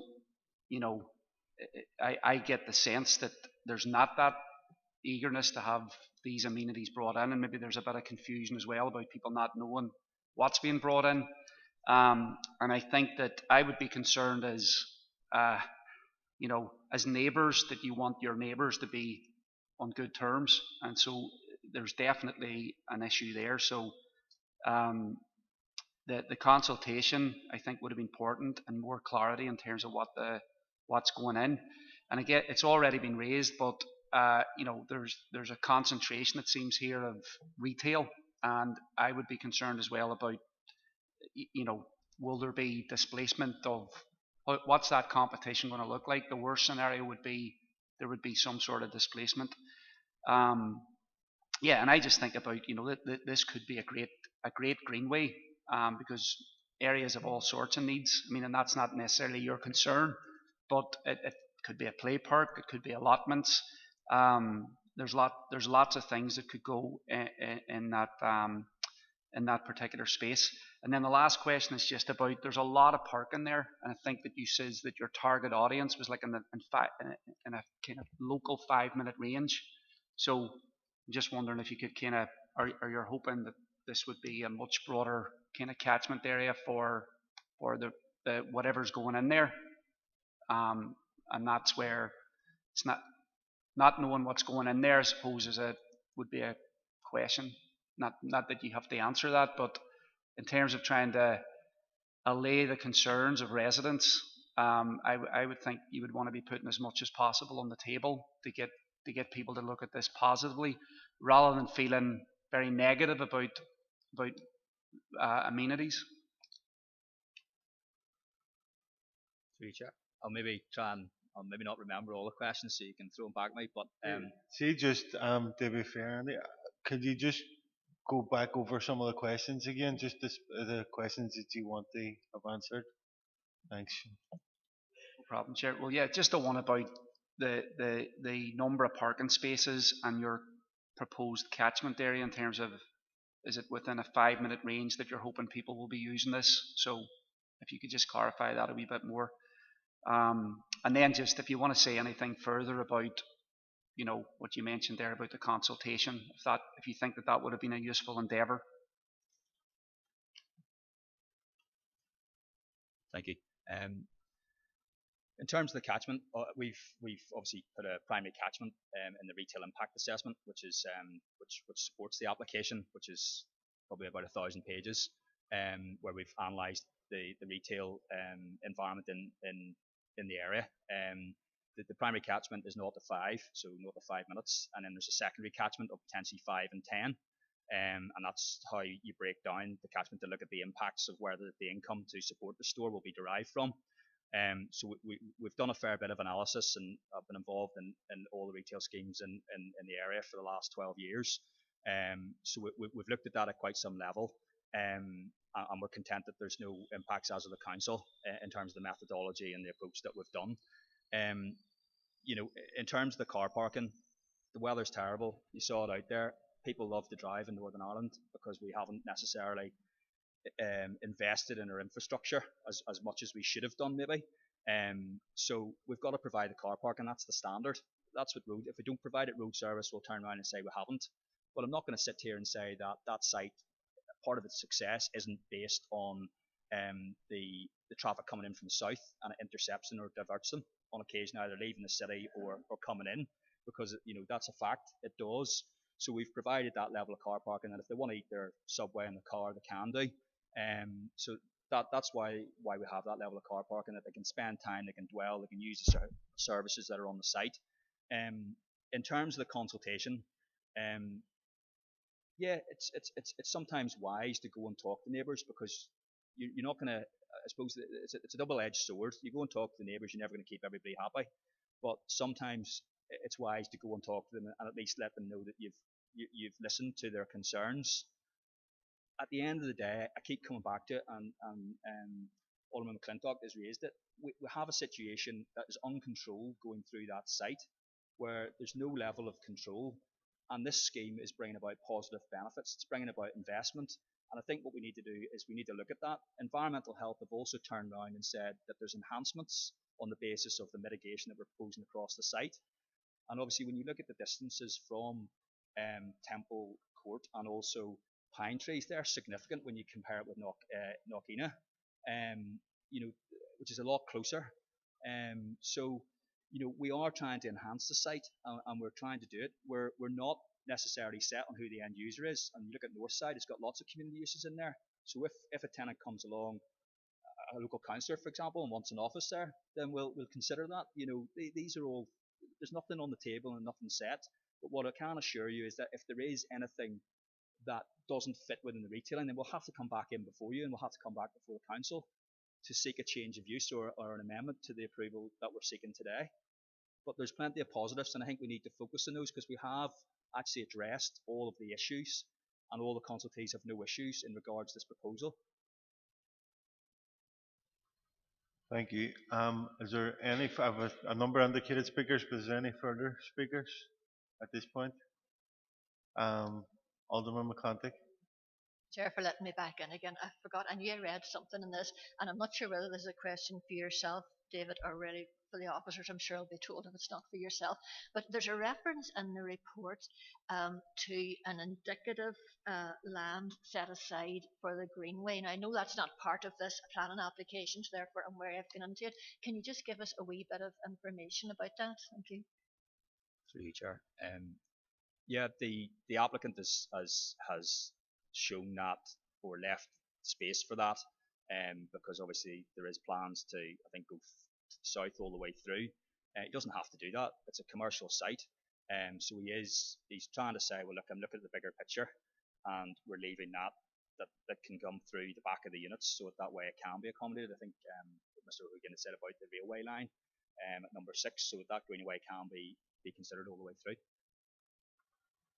And Councillor Boyle, I'm assuming your question is going to be related to this application. I'm just conscious that we are straying at times away from the application. You assume correctly, Chair. Thank you very much.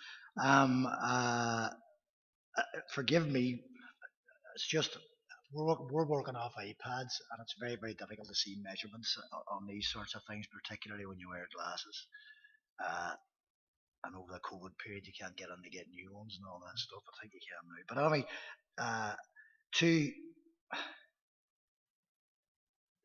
the question I wanted to ask was in relation to the, and I suppose it's possibly one for the future because clearly end users can't be decided upon. And the more I think about it, it will probably be fair to ask that question to officers. So I'll park it there. Is there any further questions to Mr. Graham or Mr. Stevens? No. There's been quite a lot of discussion tonight. No, thank you, Mr. Stevens. Chair, thank you, members.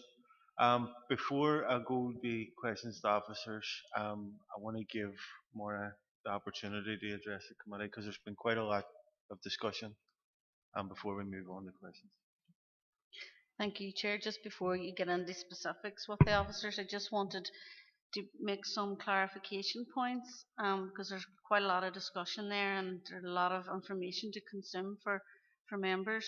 So the first point I just want to make in regard to consultation, I appreciate there's been a lot of commentary in and around that, but in terms of this application and the requirements, a PAN was not required in this case, and the normal NNs and procedures for the planning application and the process that we're required to carry out has been carried out to the best of the officer's knowledge.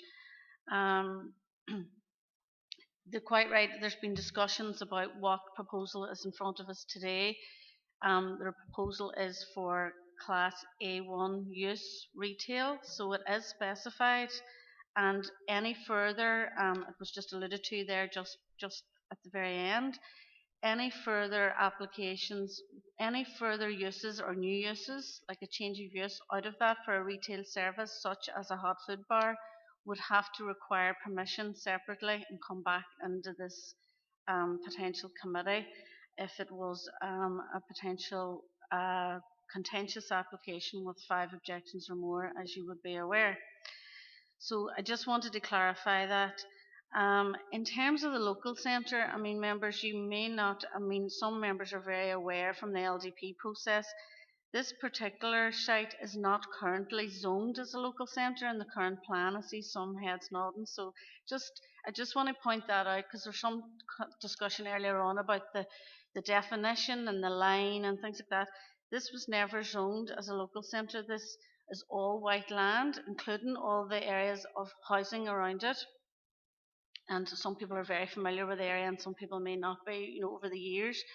So although it was alluded to in 1974, that was a garage then, and again there's a few heads will remember that, and it was a petrol station, in 1974, it wasn't a local centre, okay? So it has grown organically over the years with various planning permissions, which you have in your report.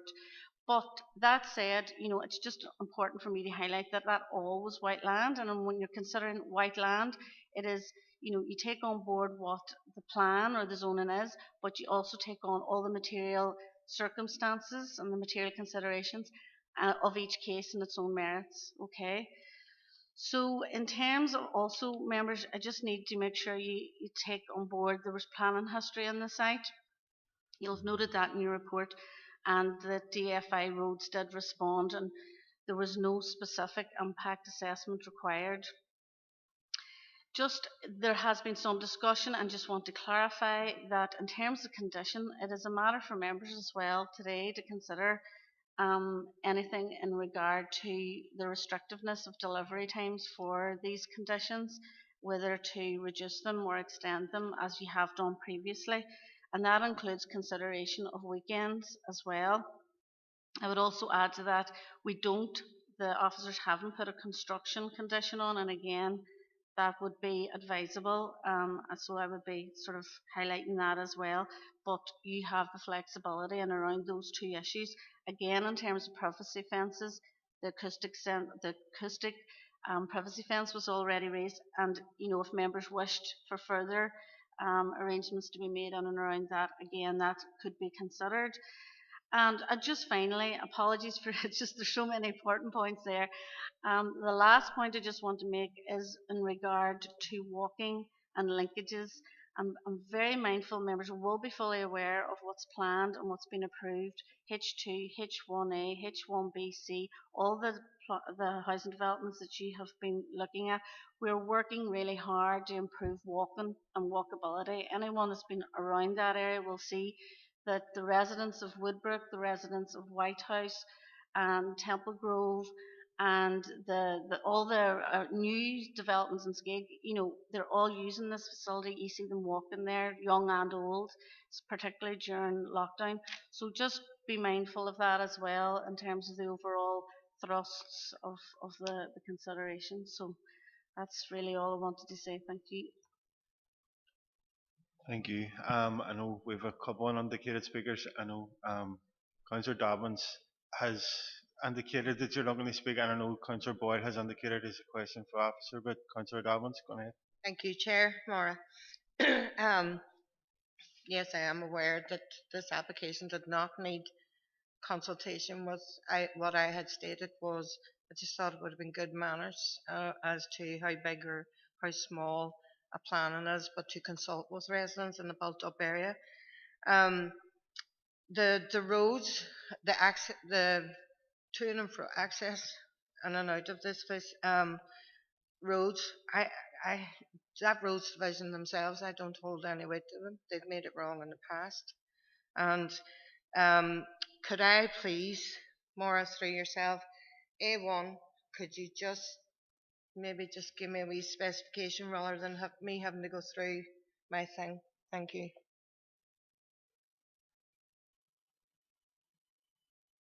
Okay, through the chair, I'll come in on behalf of Maura. The roads, just in relation to the roads, I mean, we have taken the advice from DFI roads on it, and amended plans were submitted.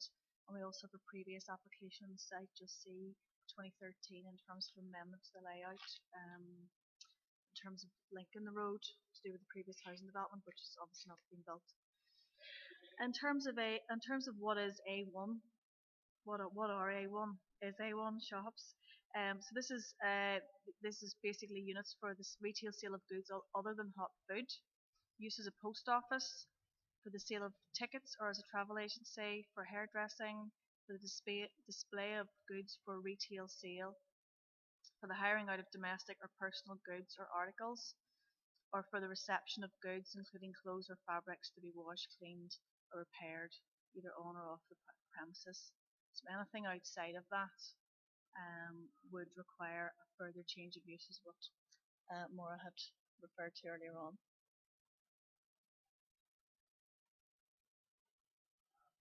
Councillor Boyle. Thanks, Chair. Chair, often and when we get applications on here, you know this as well as I do, and others will too. Obviously, there are a list of consultees. Road service are usually one of them, and usually within the report, the information that did come back from road service is presented to us as road service had no concern. What kind of response did road service actually give us beyond they have no concern? Because there are members in this chamber right now who know the road system around this particular area and know it very well. I include myself. I actually live about 5 minutes drive from this retail centre as well, and I am old enough to remember it actually, Maura, as a filling station. Many of my friends pumped, as they say in the US, they pumped gas down there over the years. And you know, I do want to commend the applicant in one sense for bringing this forward, because right at this time to have the courage to try and develop a business in this area when the outworkings of the A2 are probably not fully finalised either, and obviously applicants around that particular area will understand, and of course residents too, that there will be a limit to right turns when that road is developed, and I hope when is the appropriate way of putting it. But just to ask a question to the officers, and again it's more related, Chair, to the fact that it's very difficult to see the minutiae of the detail in front of you in these iPads. The traffic management system within the site, Malachy, is it a one-way system? Is it a two-way system? Because clearly this proposal is allied to the already existent retail offering. And again, it's that level of traffic and the traffic management, and I'm kind of looking at this and thinking, is this really just about building an access road so you can come off upon a crap and people can come in and drive straight through? Not in the sense that they want to drive straight through, but just to make it easier for people to access what already exists, or access and egress what already exists. Yeah, comment on the drawings. Appreciate it hard to see on the iPad. No, it is a two-way proposed access. It's integrated with the existing retail park. So I mean, there's a junction just in front of Doherty's, which already exists. You know, so it's an extension of the 48 parking spaces that are outside Doherty's, and then the roadway is two-way, accessing both ways onto the Upper Gallia Road. Yeah, so you can.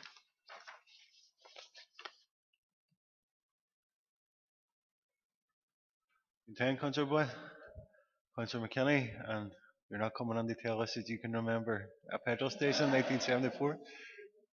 No, I'm not as old as John. Right, sorry, thank you, Chair. I just want to ask, have we, it's a question to the officers, are we allowed to place a weight restriction on the delivery vehicles, except for the construction vehicles coming in to actually construct the site and the roadway?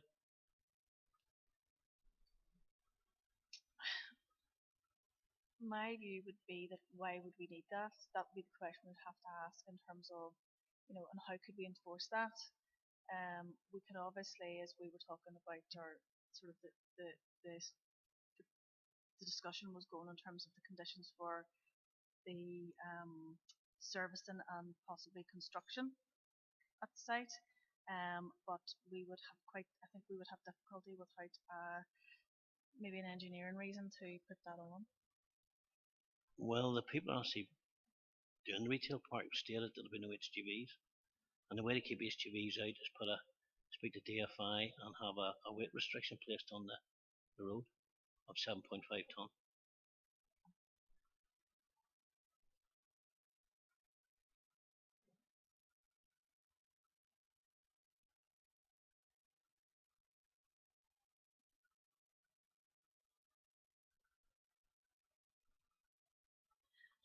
Yeah, it would probably have to be done through the roads order, not through the planning legislation. So it's maybe something that could be looked at further down the line if it was an issue.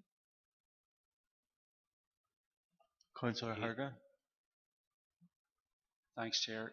Yeah, just in terms of, I mean, I know this is on-zoned land, but it would be a loss of green space that could be redeveloped in a built-up residential area, and that has become, an increasing concern in many areas. So just, if I could just get your thoughts on that, that would be useful. Yeah, we feel it doesn't constitute a site that would merit protection under PPS 8, which prevents the loss of public open space. Clearly the site has previous planning history, and we feel that that is the material, that's the starting point in terms of the assessment now. So we feel that it wouldn't merit protection under OS1. Councillor Keeley. Thanks, Chair. Chair, I can see in the restrictions and the conditions on deliveries between 6 a.m. and 11 p.m. I was just wondering, is there any restriction on operating hours, or can this operate just 24 hours a day?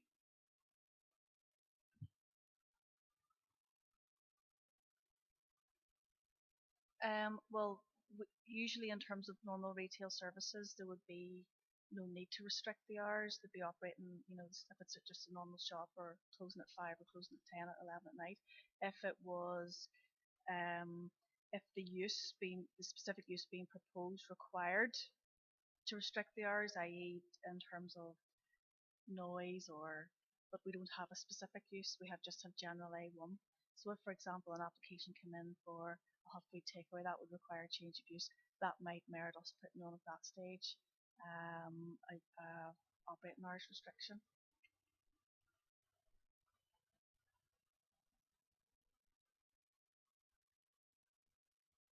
Sorry, I suppose the point is the general retail would not normally go past those hours. However, if members were concerned about it, that's something that we could add in.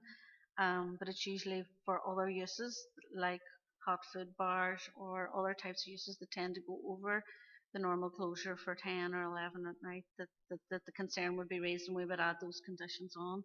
That would be normal practice. Councillor Dobbins, do you want to come on? Thank And you. I know you're not as old as John. Oh, thank you. Just made my day. It's coming up to my birthday, so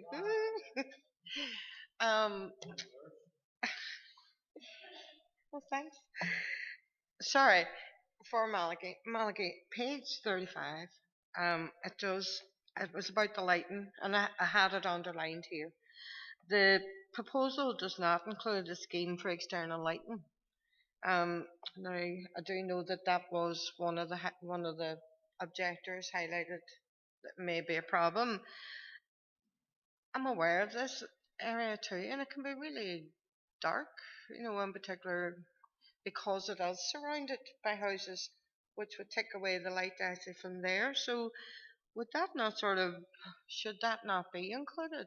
That there is some sort of lighting included there, and therefore then with the residents in, that we could see that it wouldn't have an effect. It's a mere fact that there's none there. It says there is none. That is not included.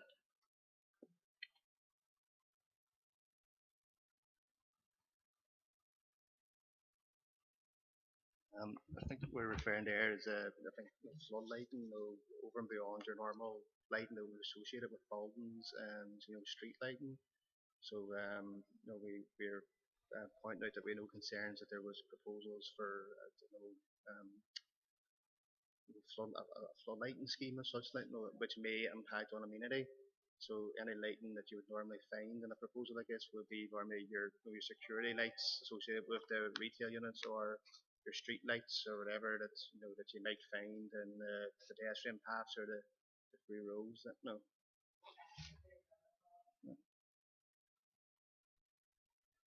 Councillor Hargan. Chair, I just wanted to come back to this issue of it's been a green space or an unused area for quite a while. There might have been it had planning permission for houses in the past. So have we looked at what is green space going to look like in this area going forward? Because there are plans to build a tremendous amount of houses in this area. So what does it actually look like right now for residents there in terms of access to green spaces? Have we looked at that and thought that through? Because I could imagine this being transformed into a great green space where it could actually be a great amenity for local residents. Um, and I am concerned, I suppose, about it's not just this. This would become a built-up area, and there's plans to build up all around it. So, have we looked at that in terms of an overall impact on what it's going to look like for the people that live there? Through the chair, well, I suppose we have to assess the application that's submitted, and we have an application for 4 retail units and the associated work to service that. It's not really our assessment it's not within our assessment to suggest that it should be either the tree should never have been removed or whatever happened there. But clearly, what's on the ground there now is there's clear pictures in your pack. It does not fall within into any of the definitions of open space in Planning Policy Statement 8. So we have no provision to say that it should be a green space. We just have to deal with the application that's been submitted, which is an application for 4 retail units.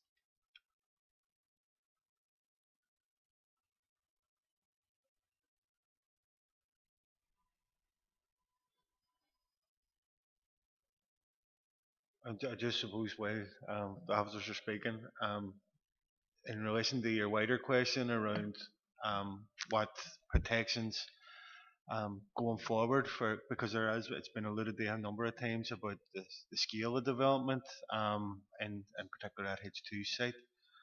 It is it's not it mightn't be specifically relevant to this application, but this committee will have the opportunity to assess all applications that are all reserved matters that are coming through in relation to H2, and I suppose the provision of open space should be something that we should all be considering when assessing those applications.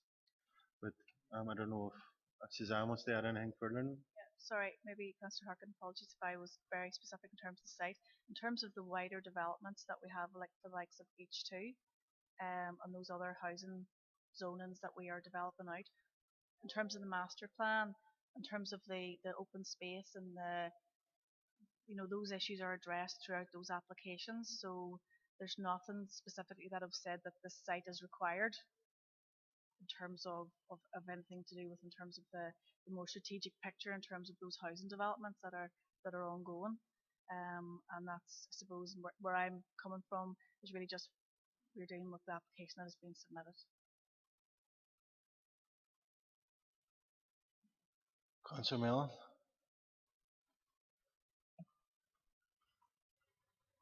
Thank you, Chair. It was just to come in with a few points, and I would agree with Councillor Harkin. If we could choose what we prefer on the land on behalf of our constituents or residents, it would be great. But unfortunately, we have to stick to what the application is in front of us. And I suppose that point still remains whenever we have talked at length around the consultation process with residents, and if that was able to be if we were supported through policy in that today, that would be a good reason for refusing this application, because we have seen an extension of a gesture from all our representatives here that has came to speak that there could have been some middle ground met between both residents and planners of this application today, but unfortunately we don't have the policy to use that as reasoning or a result, in my opinion. I also think that that is something that should be considered, given that on the periphery of these retail zones. There is residential areas all round it, but that isn't a matter for the applicant. That's a matter for policy, and it's not here today, so it's not something that we can use in terms of supporting residents. I do think that there has been from council officers pathways for us to be able to put conditions to maybe mitigate some of the fears that residents have today, and for that reason I would like to propose that we accept officers' recommendations with conditions as spoke about today on a time limit for deliveries to the site. I would propose that it's 7 a.m. to 9 p.m. With 10 a.m. on a weekend. That's my recommendation. Alderman McConaughey. Thanks, Chair. I would be happy to second Councillor Mellon's application. I think we've talked about this at great length today, and it is really and truly a very small extension to what has grown into a local centre, even though it hasn't got that official designation. And I think the benefits, there's the short term, there's a whole investment in the area, but there's the short term benefits of the construction jobs, and then the longer term employment opportunities. I agree that there should be conditions. I was going to suggest that there should be conditions around the times, the construction condition that I think Maura or Suzanne mentioned. I'm not sure just what that entails, but I also wonder whether or not there should be, the traffic calming was referred to by the agent, whether that is something that maybe can be conditioned. I don't know whether Councillor Mellon would accept that, but I would be happy to second the proposal to approve the officer's recommendation. Thank you. Thank you. And just for clarity, because in relation to construction management, and I know when the discussion earlier alluded the times that construction could take place. So if we would be contented if we were to for suggesting no construction would commence earlier than 8 a.m. Would we be content with that? And is there any, what's members' thoughts around construction at weekends?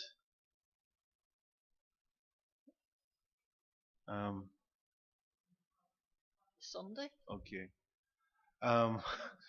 Councillor Dobbins, did you indicate? But Chair, right, for somebody who's living on a building site, right, who's going to, this is never policed. And I'm putting it on record here, that whenever residents contact the planning department about something that was a condition is being flounced, right? There's Okay, no. Can we keep our comments Yes, related to but this how application? is this going to be policed? And you see, there is something in policy, whereas you see the weekends, construction workers are allowed to work from 8 until 1 and not on a Sunday. You know, how is these conditions are all so well and so good, Chair, but it's the policing of them whenever this go on, because do you know something? You see, once they get their permission, they can do what they like.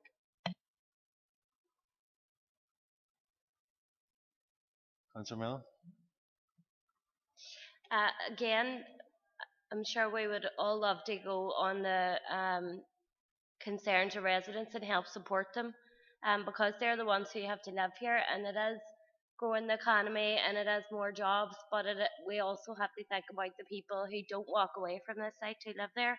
So I do understand where Councillor Dobbins' frustration seems to be is coming from, but we still have to go in the context to hear what maybe they highlight the measures or conditions that we will put in place today, if agreed, is to make them visual within the site, so that if people see that they are being obstructed, there is a process there, call, or that is just for information for people.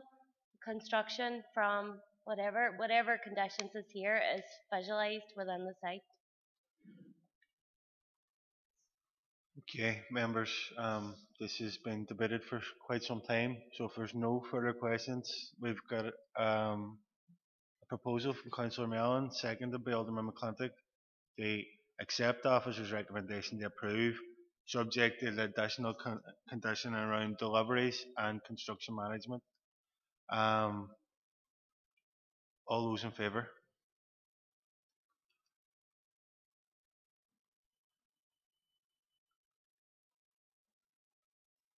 All those against? And abstentions?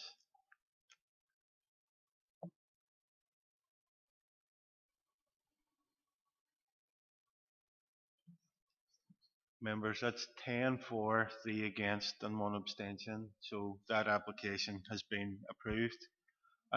Members, I know over the last 5-6 months we have seen the importance of local retail centres to our communities and the role that they've played in supporting communities. And I see this as a welcome step in terms of enhancing local amenities. They support local communities, but the local retail need to be good neighbours. They need to be. It's in the interest of the end users that there is good construction management, that there is a good relationship with the customers that are living nearby. So um, we would hope going forward that this becomes a positive development that will benefit from the residents that are living nearby. Um, Members, we've approached the 2 hour mark, and the next 2 applications are very similar. Um, and I was hoping that they would be presented together, so I'm going to suggest that we take a 15-minute break before we recommence the meeting. Thanks.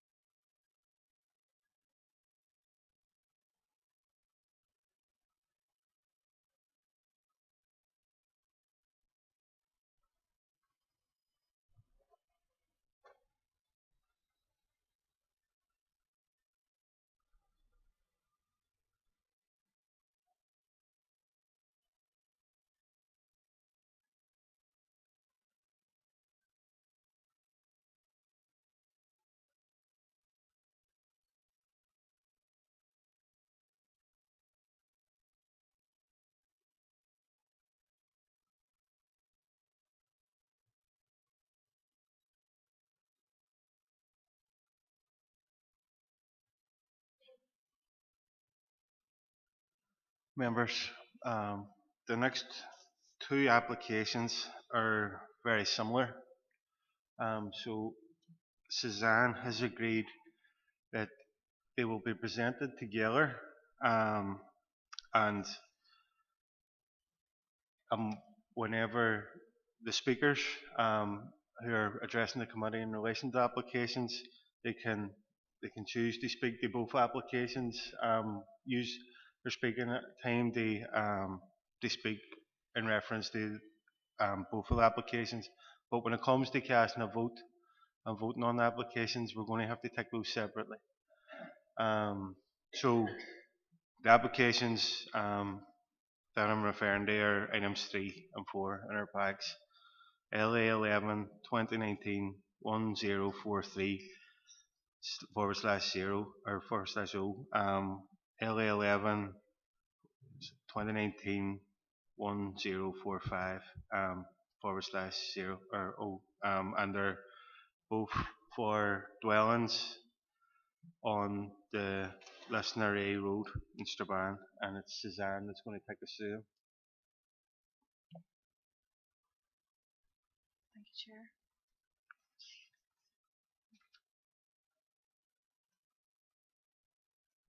Okay, members, so these are items 3, Appendix 3 and 4 in your reports today. So these are two separate outline applications, two proposals for two separate infill dwellings. I did two separate presentations. I'm going to outline the location map. So this is 1043 to the sort of to the east of the field, and 1045 is to the west. I'll bring that up in a second. So both sites are comprised of an existing agricultural field, and the site is located on Lisnara Road. It's within the AONB, the Sparran AONB, and you just pick up some frontage views of the site now.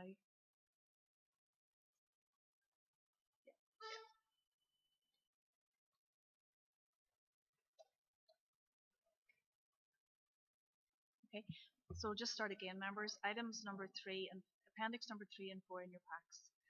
These are two sites for infill dwellings on the Slara Road. As I said, it's AOMB. The two sites are comprised of an existing agricultural field roadside site. And here are just some screenshots, some visuals of the sites in either direction on the approach of the Slara Road.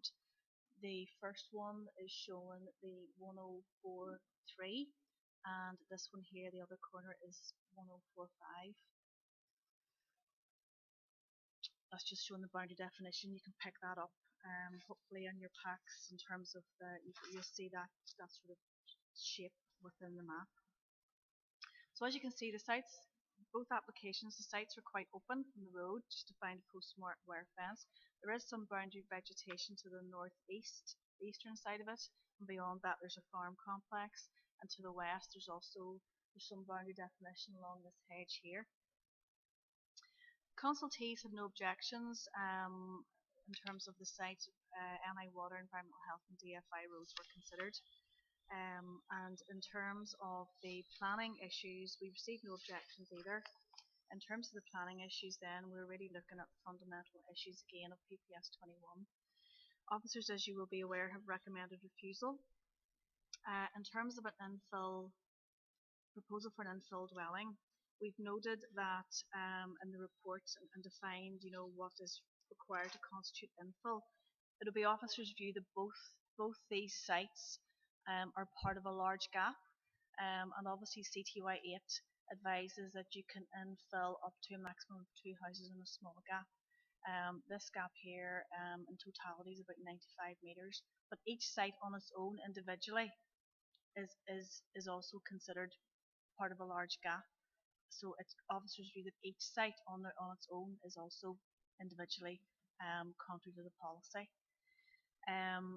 Therefore, we have the view it doesn't offer an infill opportunity, and that in fact, although there is some scattered development, as you can see from the location map along the road, and the area is clearly probably under pressure, you could consider there are existing large gaps between the existing buildings on the ground at the moment, and this location is actually quite indicative of what's there.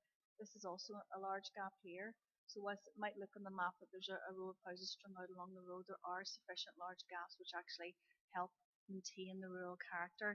And this is what the policy is for. Members, the policy is to protect these areas that are under pressure and to ensure that only small gaps are infilled in an otherwise substantially built up frontage. So basically we're saying it's not a substantially built up frontage. Individually and collectively they don't constitute infill, an infill opportunity. And we're also saying that they would erode rural character, and therefore both houses and both individually and separately would also contribute to a build-up of development. So happy to take any questions following the speakers. Thank you, Suzanne. Can I invite Tom Buchanan, MLA, to come and address the committee?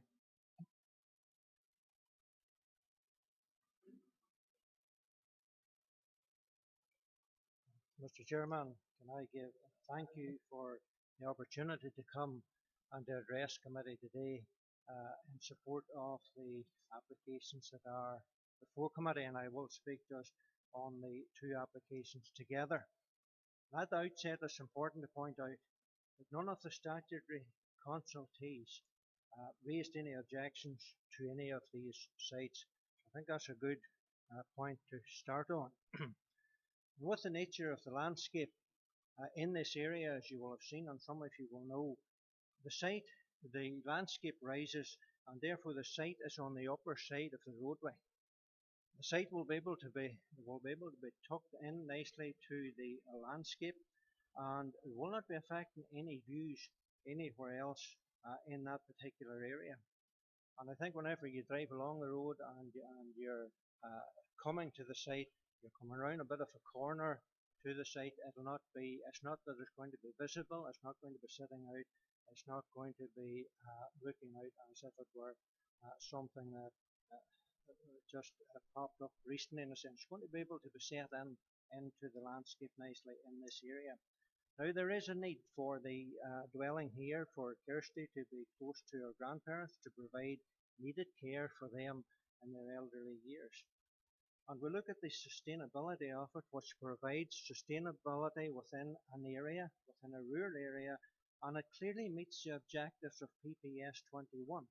Because the objectives of PPS 21 are that it meets the essential needs of a vibrant rural community, and that it meets the sustainability of a rural economy. So it meets the objectives of PPS 21.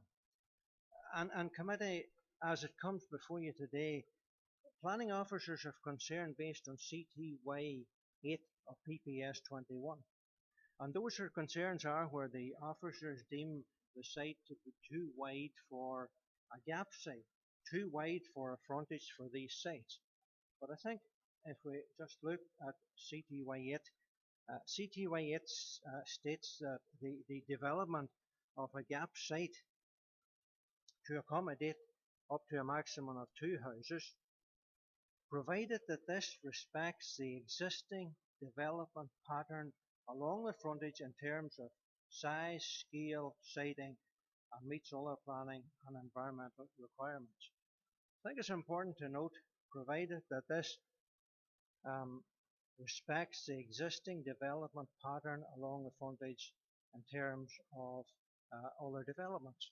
Now, whenever we look at other developments in the area and surrounding existing developments in the area and surrounding this particular sites or these sites, we can see that these frontage of these other developments are larger in scale than what these the proposals are that are before you today. Some of them are larger, some of them are perhaps slightly smaller in scale, and the agent will be pointing that out when it comes to address the committee today in the different sizes of the frontages that there are on the existing developments that are already in the area. So therefore, it's not something that is going to be out of character. It's something that's going to be meeting in with the other developments, the other frontages of the developments that are already in the area, and therefore it's going to come in with that. And I believe that this development meets the existing development pattern along the frontages in this particular rural area. And I do know that the one number 1043, that house can be set further back from the roadway because of you're able to set that further back compared to the other one because of a boundary that's there that's much closer to the road. So draw that to committee's attention as well. And committee, on that basis, I believe that it meets the policy. I believe it meets PPS 21 on sustainability. I also believe it meets CTY 8, the policy, and the fact that the frontages are in line with what is already there on the ground. And they're not exceeding that. There are other ones there that are larger in scale. And on that basis, I recommend the applications to committee for their determination and their approval. Thank you, Chairman. Thank you, Mr. Buchanan. Can I now invite Kirsty Hall, the applicant, and David Young, the agent, to address the committee?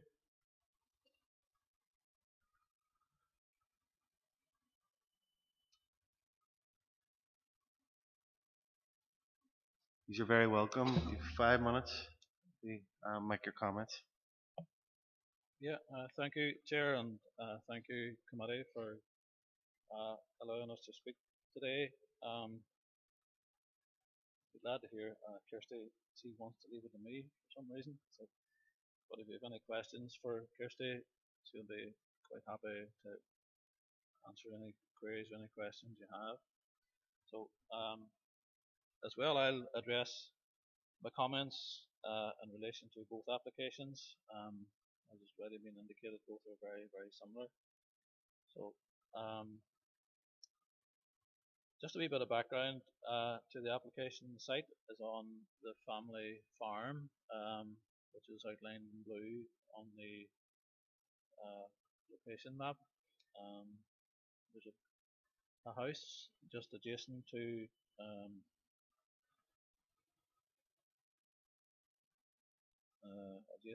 number 156 is adjacent to the sites, but it's not actually part of the farm holding. The farmhouse that's associated with the farm is actually number 151, which is slightly further over to the east of the application sites. So,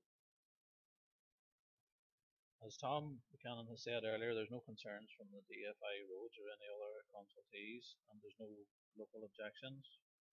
The site is located on a cluster of houses that exist sort of along the Snarrow Road at this point. Some of them are north of the road and some of them are south of the road. Outside this area there's ample areas of open space which are probably more open to view as you travel along the road than what these two application sites are. No trees or vegetation will be affected by the development, and a landscaping scheme to enhance the area can be submitted as part of the reserve matters application. So, as I said earlier, the site is to enable the applicant to build their own home on the family land and be near their grandparents. While you have two sites in front of you, the second site may not be developed. The applicant would be happy with a bungalow or 1.5-story development, whatever condition the planning service would feel would be appropriate, preferably maybe 1.5 stories. In terms of the frontages, planning service have indicated that they feel the gap is too wide. The frontages, if you take from 147 to 151, the frontages there vary from between 47 and actually 86 meters. If you take number 147 plus the farmyard adjacent, which is actually associated with it. The frontage there is 86 metres. Number 149, which shares the access with 147, has a frontage of 47 metres. The 151, the farmhouse associated with the blue land, that has a frontage of 62. And if you take 147 and 149 and the farmyard in its totality, the frontage there,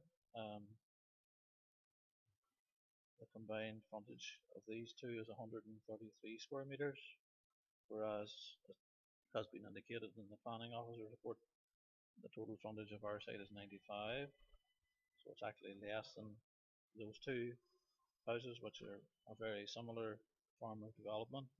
They all sort of share the one access onto the public road. If you consider the sites on the northern side of Lisnara Road, some of those frontages are slightly narrower, but they vary from 29 metres to 53 metres, which is broadly similar to what is proposed.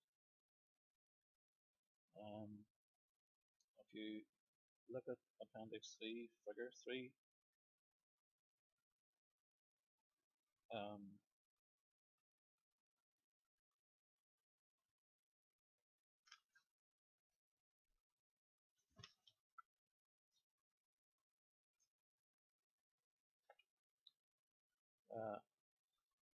you can see that the site, sorry, I'm getting mixed up in the two applications here. The one Appendix 4, the one that's adjacent to 152, can be set well back from the road, and it wouldn't be immediately visible as you travel along the Lisnara Road towards Bridge. And then the other application site, the one in Appendix 3, it'll be with the existing house there, 156.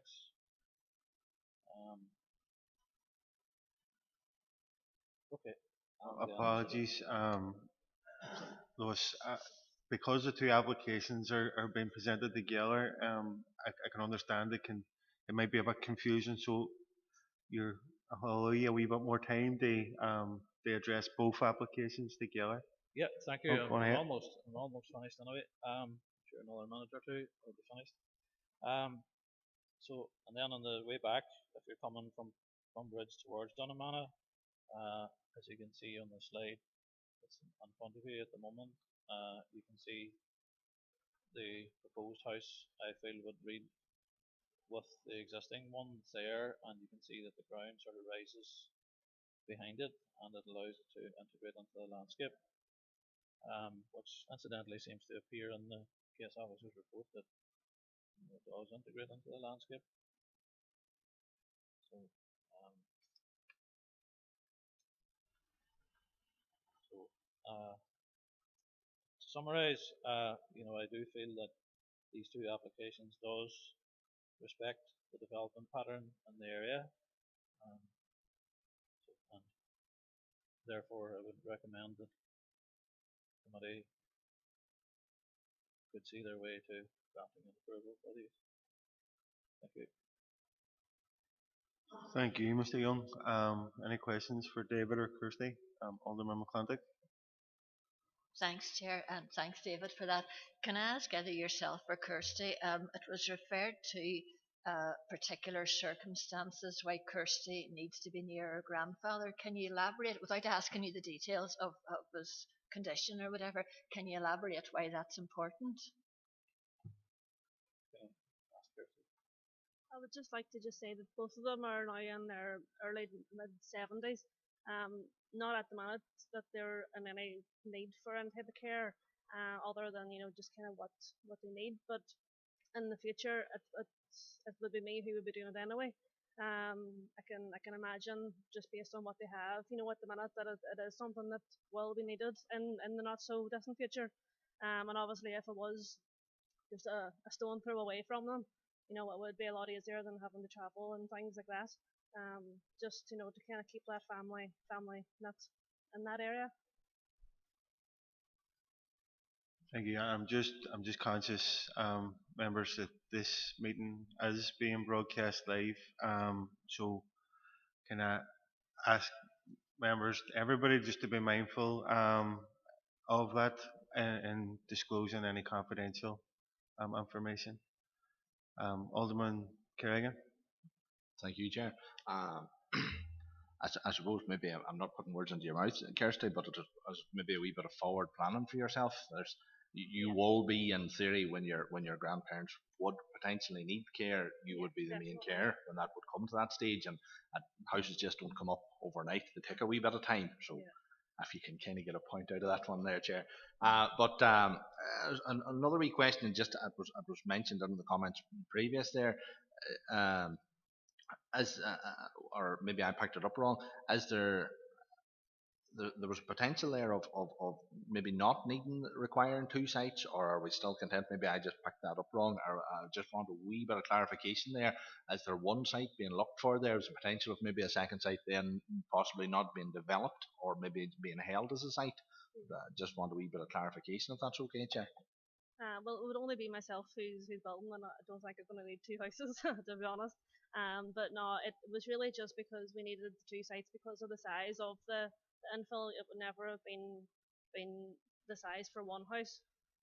So yes, we needed obviously to apply for the two sites, but have absolutely no intentions really of building a second house for myself. Councillor Dobbins. Thanks. Hi. Can I just ask with regard to this shared access? Just given the light of what you just said there now, I'm a wee bit more confused. You've applied for two houses and you're only going to build one. What is this shared access? What's the purpose of it, or who's using it? Is it already existing now?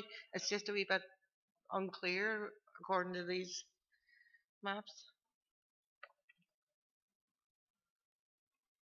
Yeah, no, the shared access is a proposed access. There's no access there at the moment, and it's just by virtue of the curvature of the road and the length of sight lines. We would have to share the access with any second dwelling.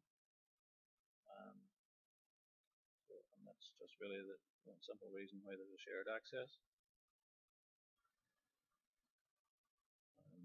There's a similar situation across the road there that I've referred to, where 147 and 149 share a common access out onto this narrow road, so it would be pretty similar to that.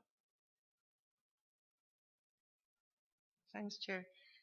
Yeah, but in light of what you just said, if there's only going to be one dwelling, then see, that's the part I don't understand. There's two applications here for each of them have a dwelling on each of the applications, and now you've just said that you're only going to build one. Just wondering why, Yeah, well, if there's one house, there'll be one access, and then if on the off chance there ever is a second house, it would have to share the first section of the driveway to the first house. But if there's one house, there'll only be one access. Does that clear up your question, Councillor Dobbins?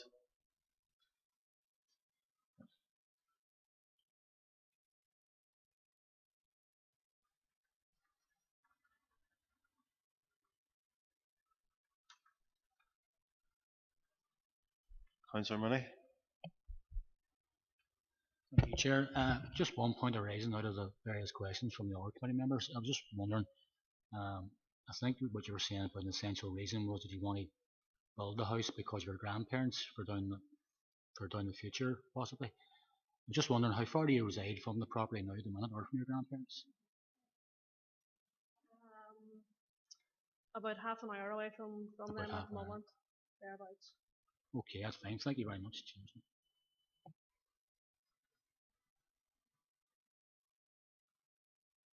Okay, members, if there's no further questions? No. Thank you, David and Kirsty. Um, questions to the officer?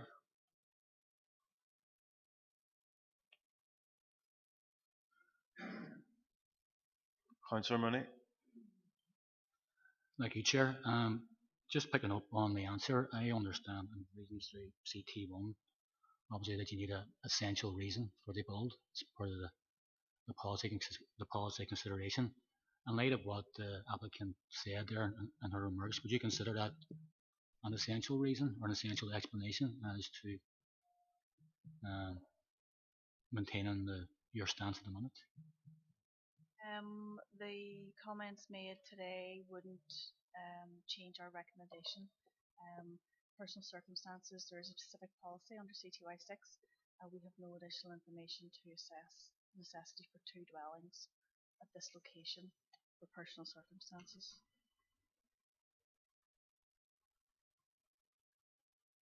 Councillor Dobbins.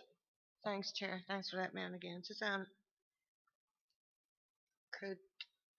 would there be a possibility of that being brought on at a later date?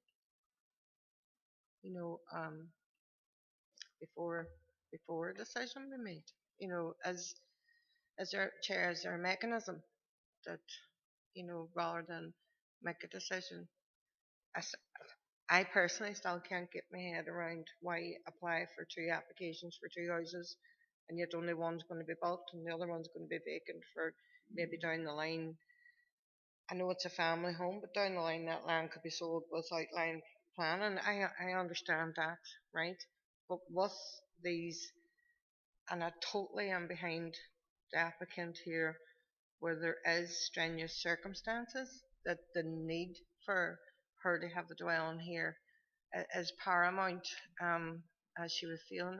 I know where she's coming from there, but what I'm saying is, is there a mechanism, Philip, that maybe, you know, we can sort not defer a decision today, but actually give this additional information time to come in rather than accept the officer's recommendation for refusal?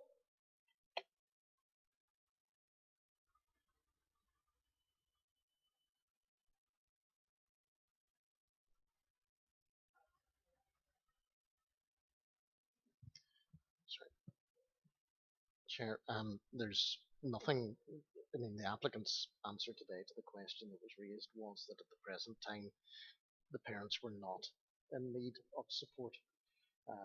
It was more something that she projected might be an issue in the future rather than something which is currently the case, and therefore even if you adjourned it at this stage on the applicant's own evidence to the committee today, there's nothing that the applicant could bring forward that would assist an application under personal circumstances.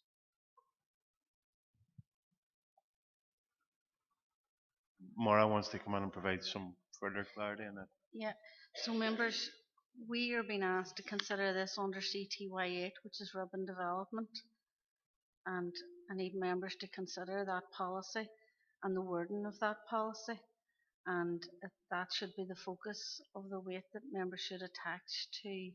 And you're quite right, there's 2 applications side by side, but it's in relation to this policy, CTY 8, which is based on whether or not this is considered appropriate in terms of the terminology of that particular policy.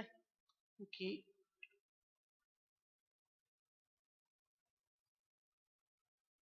Alderman McClintock.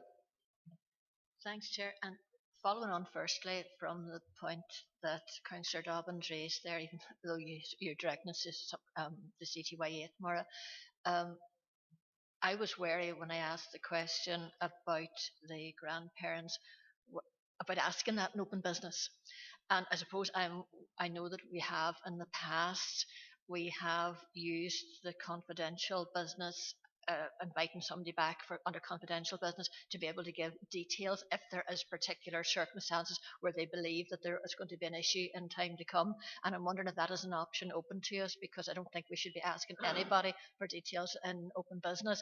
And then the second thing that I was going to ask about was just under CTY 8, the existing pattern. I suppose I'm just wondering whether officers consider that this doesn't fit into the existing pattern of development in this area. If you could just maybe elaborate on that a wee bit.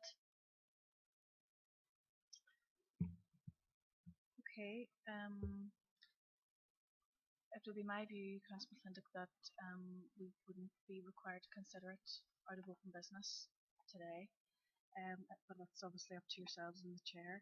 In terms of the existing frontage, I mean, what we're clear. I mean, the policy is very clear there, right? It's an exception will be permitted for the development of a small gap site, sufficient only to accommodate up to a maximum of 2 houses within an otherwise substantial and continuously built up frontage, and provided this respects the existing development pattern along the frontage. Okay, I know Mr. Young referred to the existing development pattern on the other side of the road, but it's the existing development pattern along the frontage. And just to take you through here, what we have is around, at the minute, and what I referred to earlier, we have around 6 or 7 buildings, but they're strung out along about 400 metres of a road. Okay, and what we're saying is that that existing pattern of development is actually, there's 2 visual breaks in the middle of it. One is both the field that accommodates both the applications in front of you today, about 95 metres, and further west there is around a 65-metre gap there, also a visual break. So we're saying that this site, both these applications do not respect the existing pattern. It's the gap is too large for one house, for one proposal and for 2 proposals. And that's our recommendation, that it doesn't respect the existing pattern development within this area. Suzanne, on that. So 90, and probably this is all in the report, but it's easier to ask you again. 95 metres is that gap site, but what would be the for an infill, how small does that gap site have to be? Is there a definitive figure for what size a gap site should be? It depends on the other existing properties. So there's a range there.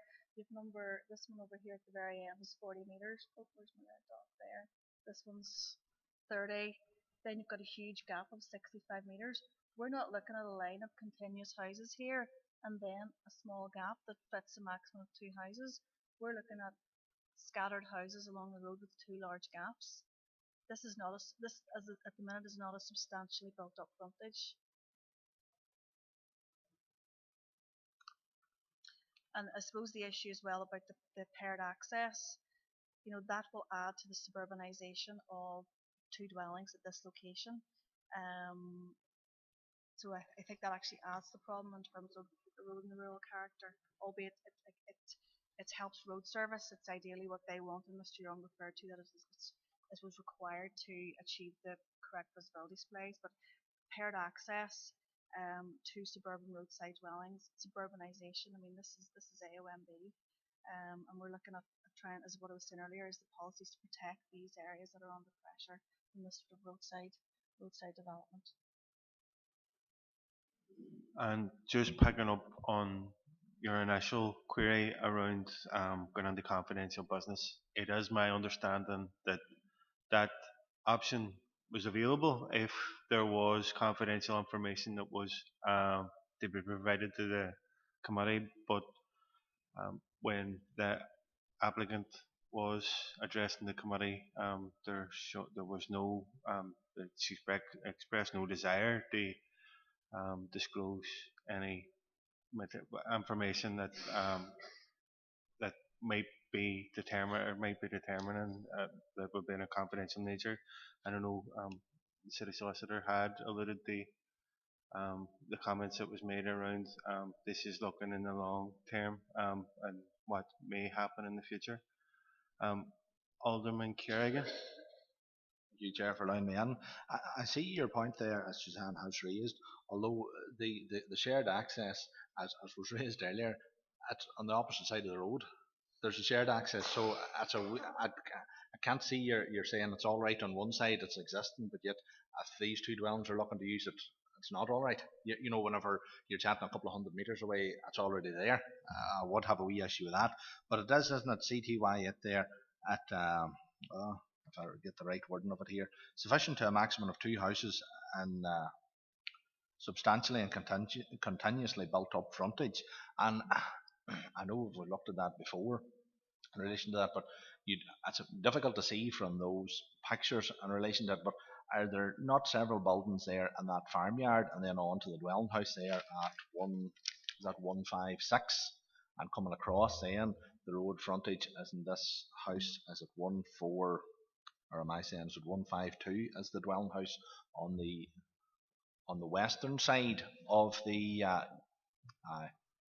sorry, just beside the site, the dwelling house there. My iPad went off there. But on that line there, would the two sites then not classify that, because it states then it respects the size, scale, and siting of other plots, and both these plots are not, in my opinion, are not massively different in size to any of the other dwellings along that Lisnara Road on the the northern or southern side of it there.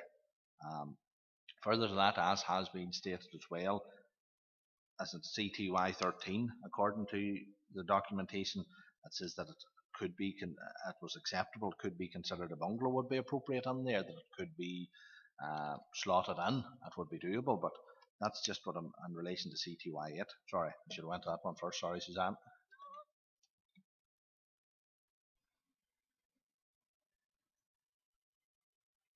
Okay, so I mean, clearly what I've said is that there's at least 6 or 7 buildings, a lot strung along the road.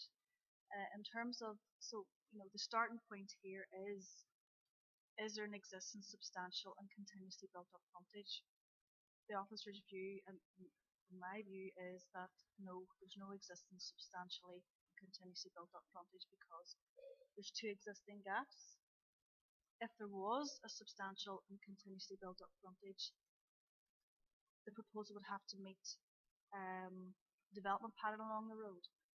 1045, which is this site, is about a 40-metre frontage, and 1043, which is this one, is about a 55-metre frontage. But the fundamental issue here is that the first test is there a substantial and continuously built up frontage, and we're saying that there's not, because there's 2 huge gaps there between those other existing dwellings along the road. In terms of suburban access, we're looking at a farm here. You're looking at a rural area. You would sometimes have that arrangement. I take your point, but this will be 2 new dwellings, very suburban, and a suburban, pairing of the access is a suburban feature mainly. Just asking another question there. A ticket here in this scenario here, the applicant has, I'm not putting words into the mouth, and I'm asking yourselves here, if the applicant had put in for 1 dwelling, would it have even got off it wouldn't work, so the applicant had to put in for 2 under CTY 8? Is that the gist of it?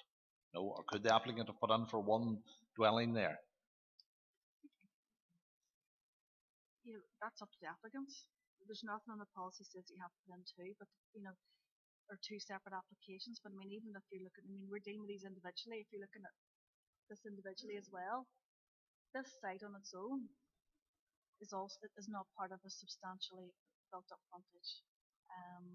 But the assessment as to whether they had to put in 1 or 2, that's not my assessment. That's obviously the assessment of the agent. Councillor Boyle. Thank you, Chair.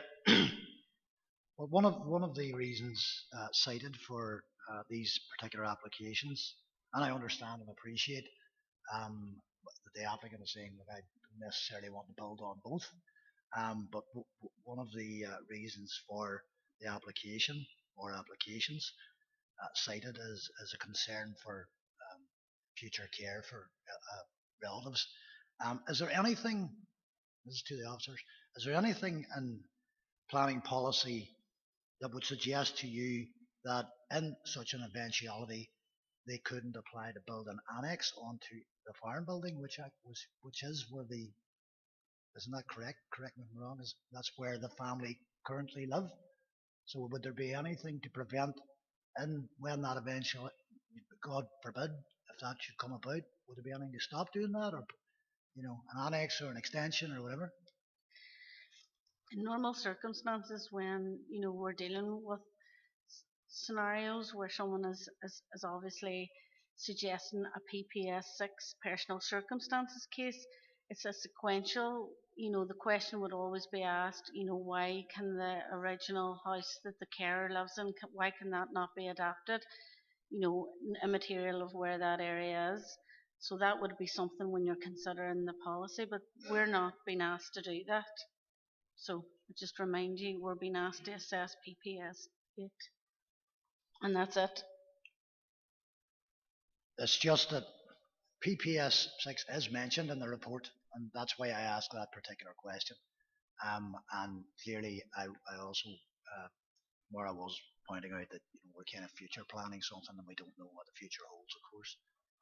And I suppose to clarify, we don't have a policy currently that allows for future planning. And I think that's what the city solicitor was alluding to earlier, going back to that point. At this stage, we've obviously discussed that, and therefore, if in 10 years' time or 15 years' time, that's whatever policy is applicable. But where we are now, we don't have a policy that future plans for future needs. Okay, just to say again, thanks for that reply, and I completely understand that. Maybe one for the future, I suppose. But thanks for the clarity, Maura. Alderman Kerrigan first. Chair, just a wee question here, and maybe officers can give me clarification on it. See this CTY 8 and in relation to your ribbon development, that would be your opinion of it. Would I be right in saying that? And I could maybe have a different opinion of it in a roundabout way. Or is there any definite wording of your opinion of what could be a continuously built up frontage and my opinion of what could be a continuously built up frontage? Is there a definition of a continuously built up frontage?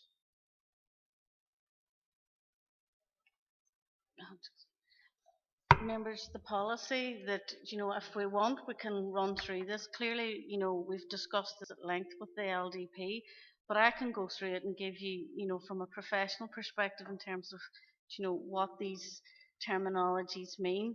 And, I suppose that's what's in the report, is our opinion on that. I suppose to give you the benefit of my opinion, and Suzanne's been trying to explain that today. I mean, the development, if you don't mind, John, could you show me just on the right hand side there? There's a cluster of houses, which I just can't even see the address of the farm on the upper side of the photograph. That would be considered a cluster, okay, in planning terms. What's happening on the upper left hand side of the photograph is the start of a ribbon. So I think that's what we need to concentrate on and what the policy says. The policy is quite clear about what is defined as substantial and continuous, and it's on the road frontage. Further to that, it obviously tries to ascertain the plot size, and I think that's we've run through that in terms of the scale of that plot size, and the plot size was indicated as being 30 to 40 metres. So this is now at 95 metres. So it's whether you consider that. The policy is quite clear, in my view, in terms of the scale of that. So it's whether you look at the overall policy and come up to some other interpretation. But that's clear from the officer's recommendation. And we're obviously, even after discussion, it's even more clear to me that it's not an infill or a ribbon. Thank you. Does that answer your question, Alderman Kerrigan?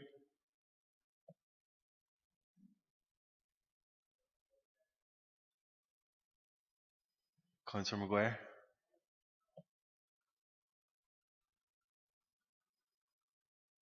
Councillor Keeley? Thanks, Chair. Just in terms of, I don't know if I have a question so much as an impression just from the conversation that's taking place. I don't think there's any need for us to look at the issue of personal circumstance. I think that's a bit of a red herring and a bit of a deviation too far. I think we need to just look at the whole issue of planning policy through the lens of the area plan. And once again, I'm finding myself when it comes to rural applications, seeing a very strict interpretation of planning policy, the PPSs, but not sufficient as far as I'd be concerned viewing of the policy through the lens of the area plan. And 113.4 of the area plan says the Strabane area plan presents the opportunity to tailor planning policy. That's what it says. And the acknowledgement of the role of the area plan is in chapter 5 of PPS 21 when it states that we must view planning policy through the lens of the area plan. And the area plan does give us a degree of comfort in terms of that interpretation at the tried and trusty 123.2.1 when it comes to the rural remainder. And when you look at this area, and I'm familiar with the area, it's not far from me, if you go back towards Donamana, you have the Rogers and Smith direction. The topography doesn't allow for development. If you go towards the Plumbridge side, you're into Loch Ash and you're into areas of special scientific areas which are not allowed to be developed on. So the reason why, you have to ask why has there been sort of a concentration along this relatively flat section of the road is because it is the only area along that section of the Dennet Valley which allows for some sort of development in a measured way. And yes, you can make the case in terms of forcing the sort of ribbon development angle. I personally don't accept that because you're coming at a bend in the road, there's a small stretch, the topography means you don't see that whole area that's in that photograph except when you're in that area of that straight section of road. So if you're coming from the Plumbridge side, if you're coming from the Donamana side, you don't see the development in there. It's naturally nestled within the sperrings. And that's why I suppose when you look at those other developments that are there, some of them fairly recent, that's why they got approval because they can be, as the report indicated, the officer report indicated, they can be integrated into the landscape. They don't settle on the skyline and you don't see them from any long range distance. It's a very localized view. And in terms of the shared access, that doesn't cause me concern. I don't think there is a development opportunity in terms of selling it on because you won't get a mortgage for a shared access. That's just not possible anymore. Those days are done and dusted. So I'm inclined to accept the rationale that's been presented by the applicant. That they put in the two because it was a split site. They fell foul of the policy in that regards, and I'm inclined to believe that probably one site will only ever be developed on that field. So I think there's a bit of a red herring around the personal stuff, but I think the case can be made on the basis of the area plan for acceptance of the site.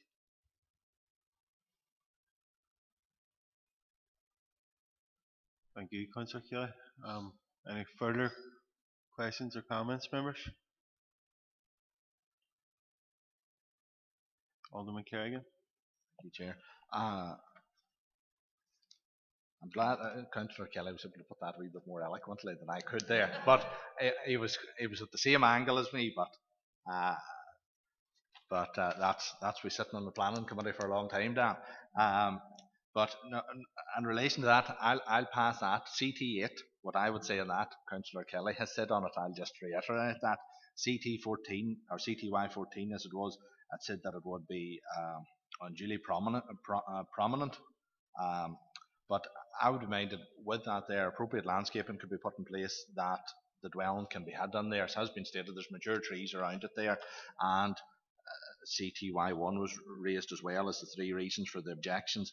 But again, as it was Councillor Kelly instead of Councillor Maguire this time, the Strabane area plan isn't it 1.123.2.1, the rural remainder, as it ever faithful, and I think those would be 3 points then that would answer the three reasons for objections there in relation to these. And if it's an order, Chair, I would propose the overturning the officer's recommendation to refuse and to accept and to allow plan permission, outline plan permission for the two sites, Chair, if that's an order.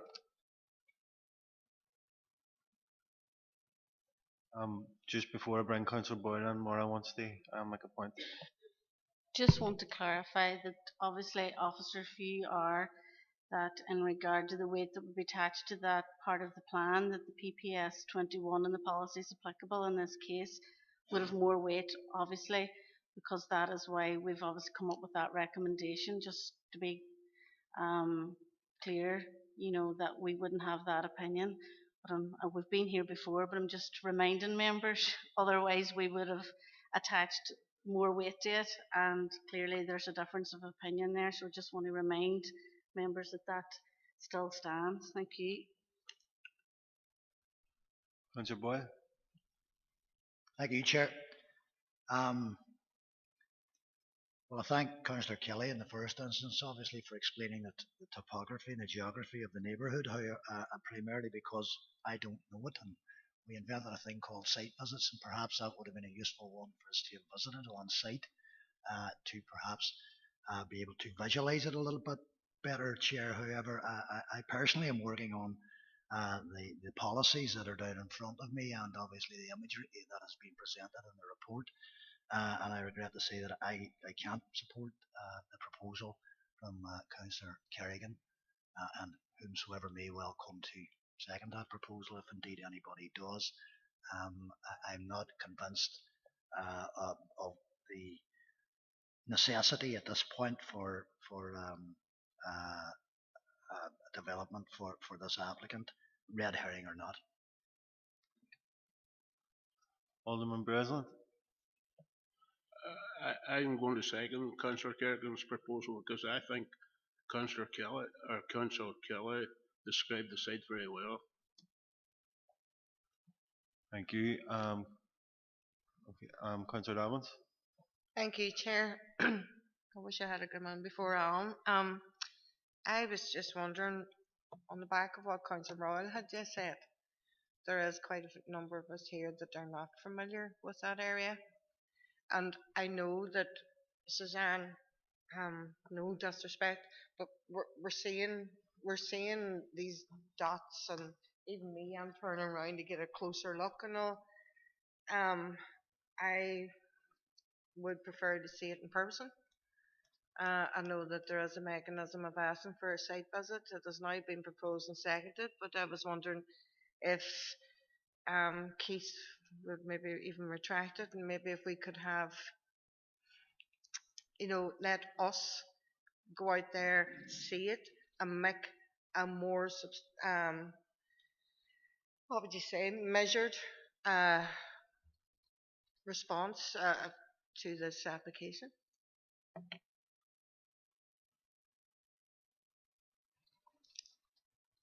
Members, we have Councillor Gallagher.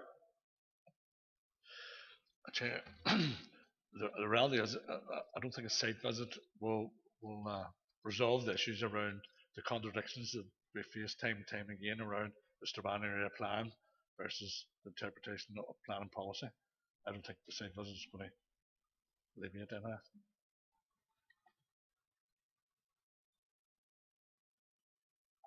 that.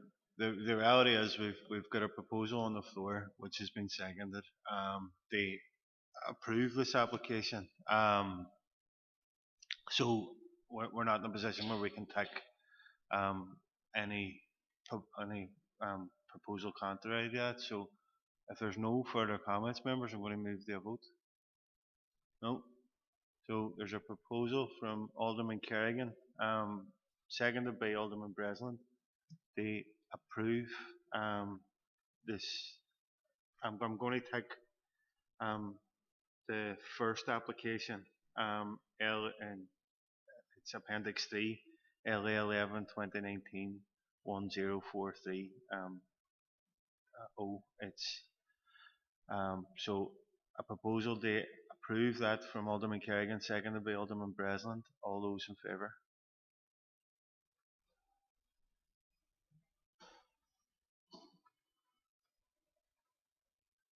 All those against? Abstentions?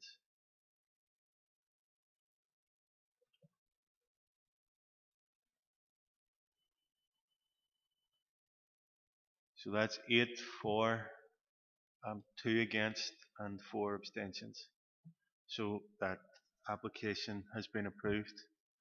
Um, for appendix number 4, LA11 2019 1045 O, there's a proposal from Alderman Kerrigan to approve that application.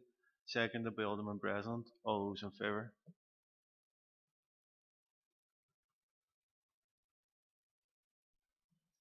All those against?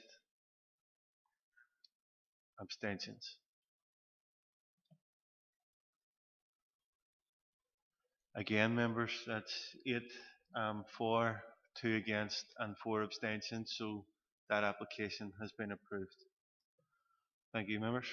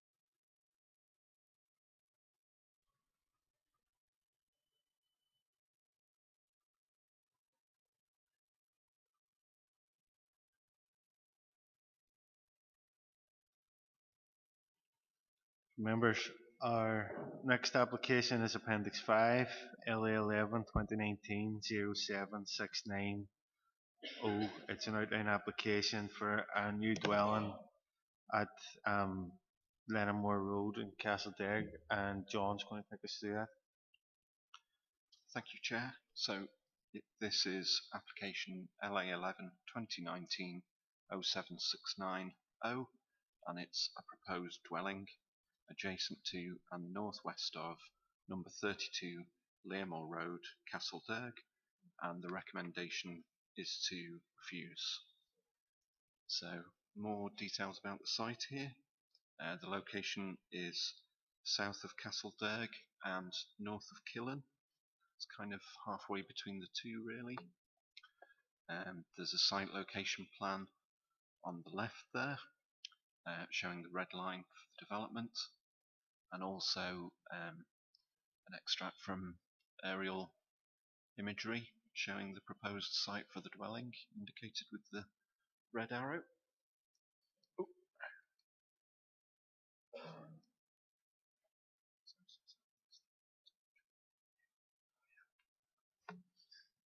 Just that's where the dwelling would be. In terms of further context, on the left, that is a view of the site from the entrance of the private lane or driveway, and on the right, that's the private laneway driveway to number 3 that abuts the site. There's really 2 driveways side by side. So consultation responses, I won't go into detail there because NI Water really had no objection subject to conditions. Roads were content subject to conditions. Environmental health had some concerns in relation to possible issues with farm odour and noise, but that was really addressed by they advised that the developer provides the maximum separation distance possible from the existing farm buildings on the proposed development, but really that's not an issue that we have any problem with, as there's already an existing dwelling that's closer to the source of odour and noise that's also in the control of the applicant. So moving on to refusal reasons. This is a CTY6 case for personal and domestic circumstances, and whilst we're sympathetic with the applicant's needs to care for her father, the dwelling would be for the father, is not considered that the current situation causes genuine hardship. The father currently lives half a mile away, and also in terms of policy CTY6, there should be first consideration of whether there's alternative solutions to meet those particular circumstances, such as an extension or annex to the existing dwelling, and we still consider that's a possibility. So we feel that it has not been demonstrated that a new dwelling is a necessary response to the particular circumstances of the case, and there are no compelling and site-specific reasons related to the applicant's personal or domestic circumstances, and that genuine hardship would be caused if planning permission were refused. So we consider it is contrary to policy CTY1 and CTY6 of Planning Policy Statement 21. Thank you, Chair. Thank you, John. Can I invite Robin Gibson, the agent, and Linda Baird, the applicant, to address the committee? You have 5 minutes to make your comments, and I would like to make you aware that this meeting is being broadcast live on YouTube.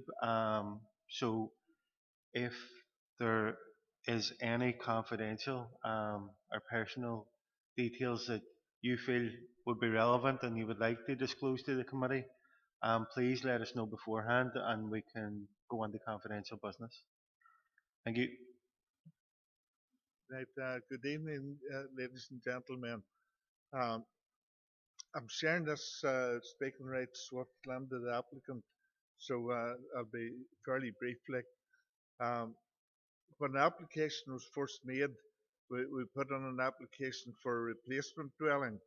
On the site of the existing dwelling, there's a building in the backyard, which was destroyed by fire some years ago, and the application was put in for replacement for that building. But whenever the application was been validated by the planning, it was made known that that dwelling was used as a replacement for the existing dwelling on the site about 16 years ago.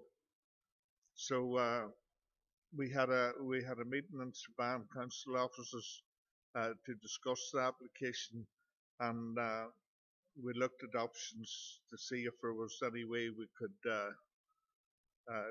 get around this. So we were advised at that stage to go down the route of CTY6 personal circumstances, as the applicant had an elderly father that needed care and attention, and it seemed the only way we could go. So we haven't had to change the application forms, and so the application now, as it stands, is under CTY6. So now, as far as I know, the site itself, from reading the planner's report, there's no sort of technical reasons why the site wouldn't pass. The road service is happy, environmental health is happy. As far as integration and all that part of it, the site is fairly good that way, and normal circumstances would probably be passed. But it's more down to this social and personal circumstances, which I'm going to let Linda sort of come and do the talking for that part. So that's really all I have to say at the minute. Could I go into confidentiality mode, please? Because I'd like to be as transparent and as honest as possible. Okay. Can we Is that okay? give it a minute?